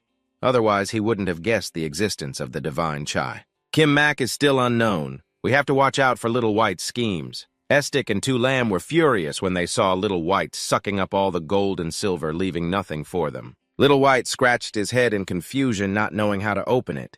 Suddenly, the ground beneath them froze due to large ice blocks, and behind them was a group of people chasing after the magical beasts. But they were also blocked by the ice blocks. They were trying to climb onto them to find valuable items while Tu Lam, Estik, and Little White stood on the ice block. Suddenly, they were thrown off, causing them to fly up. Cao Chang'ana saw this and immediately worried that Little White would get hurt, but at that moment, she and the others were trapped inside giant floating bubbles. Estik suddenly spoke up. "What is going on here?" Both Little White and Tu Lam were confused about what was happening. One person trapped in a bubble pointed at the frozen people. "Aren't those the ones from the Divine Conference?" All the people at the conference were frozen stiff. Anna looked around and recognized her grandfather, and everyone was worried because the strongest organization, Die 6, had also been defeated. They believed this was the terrifying power of the secret realm, fearing that everyone would die here. Bang Lin appeared and looked at Little White and his group. If I'm not mistaken, you three are the ones who have disrupted all the plans compared to those who are merely names without substance. You might deserve the title of the stronger ones. Little White looked at her, his voice firm. You are the Qilin secret realm, right? Quickly release all these people. Bang Lin burst into laughter. The first two are A and B, so I am C, right? You really rely on pretending to be foolish to lower my guard. Unfortunately, I have grasped your tricks, Bang Lin said. Anna smiled awkwardly. No, you're mistaken. He isn't pretending to be foolish, Bang Lin said. I am the Qilin Saint Master, the four great guardians. If you can defeat me, I will release everyone. If you lose, you will all die. After hearing this, everyone panicked and begged Bang Lin for mercy. Little White grabbed his sword, ready to charge, but Tu Lam held him back, saying, Let me handle this, and borrowed Little White's sword. As soon as Tu Lam took hold of Little White's sword, he immediately felt a surge of power from it. Next to him, Little White was worried that Tu Lam wasn't used to his sword. He was determined to use his strength to prove who truly deserved to be the master of the sword. Tu Lam began to charge at Bang Lin, shouting, I am the strongest. Not long after, he was beaten by Bang Lin, leaving him covered in injuries and then thrown to the ground. Little White approached and said, I told you you aren't used to it. Tu Lam was so angry he wanted to cry, Am I not worthy to use it? This is impossible. It must be due to a lack of interaction. Bang Lin frowned. It seems I overestimated you. Turns out you are just trash. Tu Lam, with a pained expression, was determined not to be looked down upon. He had to use his strongest move to deal with her wielding Little White's sword. Combining it with the sword technique, Bang Lin looked at Tu Lam with disdain, seemingly surprised. However, he had used all his strength. He charged straight at Bang Lin to fight her, but no matter how much power Tu Lam used, he couldn't withstand a single blow from Bang Lin. Just one of her techniques made him spit blood. Anna panicked, realizing Tu Lam's sword was separated from him. The ones trapped in the bubble felt sorry for him because the sword master's cultivation was above that of Lin, and suddenly everyone in the bubble started feeling sleepy. As for Tu Lam, he was also defeated and collapsed to the ground. Bang Lin used her final move against him, saying if he was a waste, she would free him, but Tu Bak managed to use his sword in time. He broke Bang Lin's technique to protect Tu Lam. At this moment, the two trapped in the bubble whispered to each other, not understanding why everyone was falling asleep. Ben planned to pretend to sleep. Then suddenly they screamed as if they had discovered something. They were surprised to see that the Dark Lord was standing in front of them, having arrived at some point. The Dark Lord immediately ordered them to quickly arrange the formation to control Tu Bak's power. At this moment, Bang Lin mocked him, asking if he couldn't wait any longer. Then I will also cripple your cultivation just like trash. Tu Bak remained silent, his sharp eyes glowing red as he stared at her. His demeanor and aura seemed to overwhelm Bang Lin, causing her to hesitate in fear. Then Bang Lin's face suddenly changed her attitude, turning panicked as she gasped. Tu Bak had approached Bang Lin at some point and pressed his sword under her chin. Bang Lin couldn't believe that a sword could hurt her. Tu Bak's sword slowly pierced through Bang Lin's head, and he refused to let go, using countless techniques to punish her. After a while, when Bang Lin managed to escape, she looked utterly exhausted. Her clothes were torn to shreds, and she looked at Tu Bak and the weapon in his hand with suspicion, wondering where that black sword came from and how it could hurt her. Meanwhile, the Dark Lord was still setting up the formation.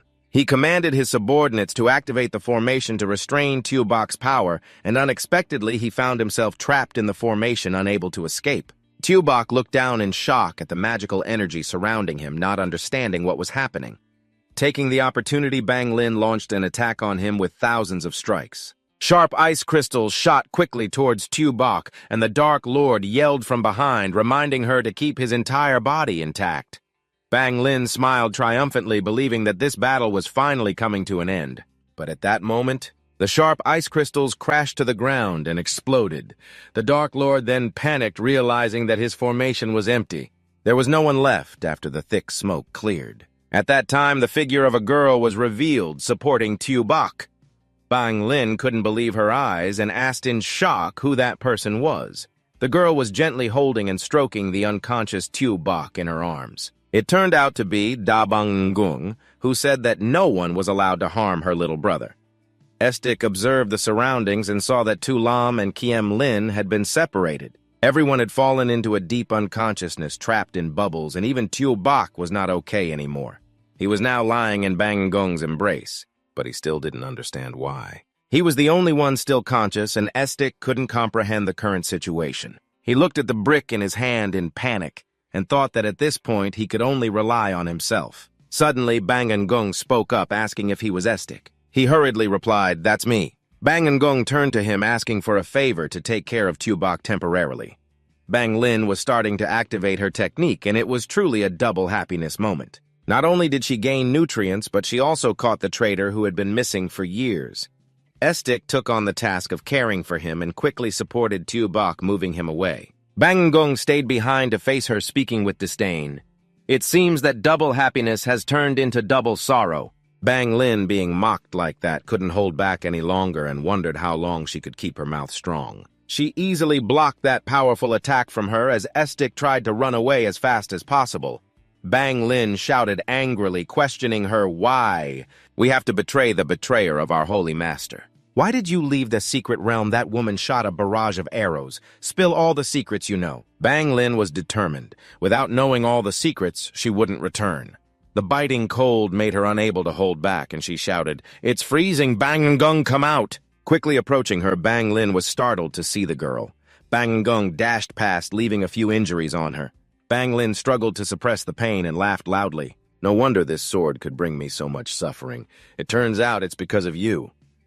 The relentless cuts continued to rain down on her body, causing Bang Lin great pain. She screamed loudly as she was heavily injured. She frowned slightly and spoke, "It's time to end this." Bang Gung, wielding the jet-black sword, aimed it at her and thrust down. Suddenly, an explosion erupted from behind her, allowing Bang Lin to narrowly escape death. Hua Lin appeared wearing a provocative smile. No wonder Bang Lin was beaten so badly. "It turns out to be the one who was once the strongest guardian of the holy master, Kiem Lin." Hearing her voice, Bang Gung slowly turned her head to look at Bang Lin, tiredly warning her. "Be careful. Her sword can counter us."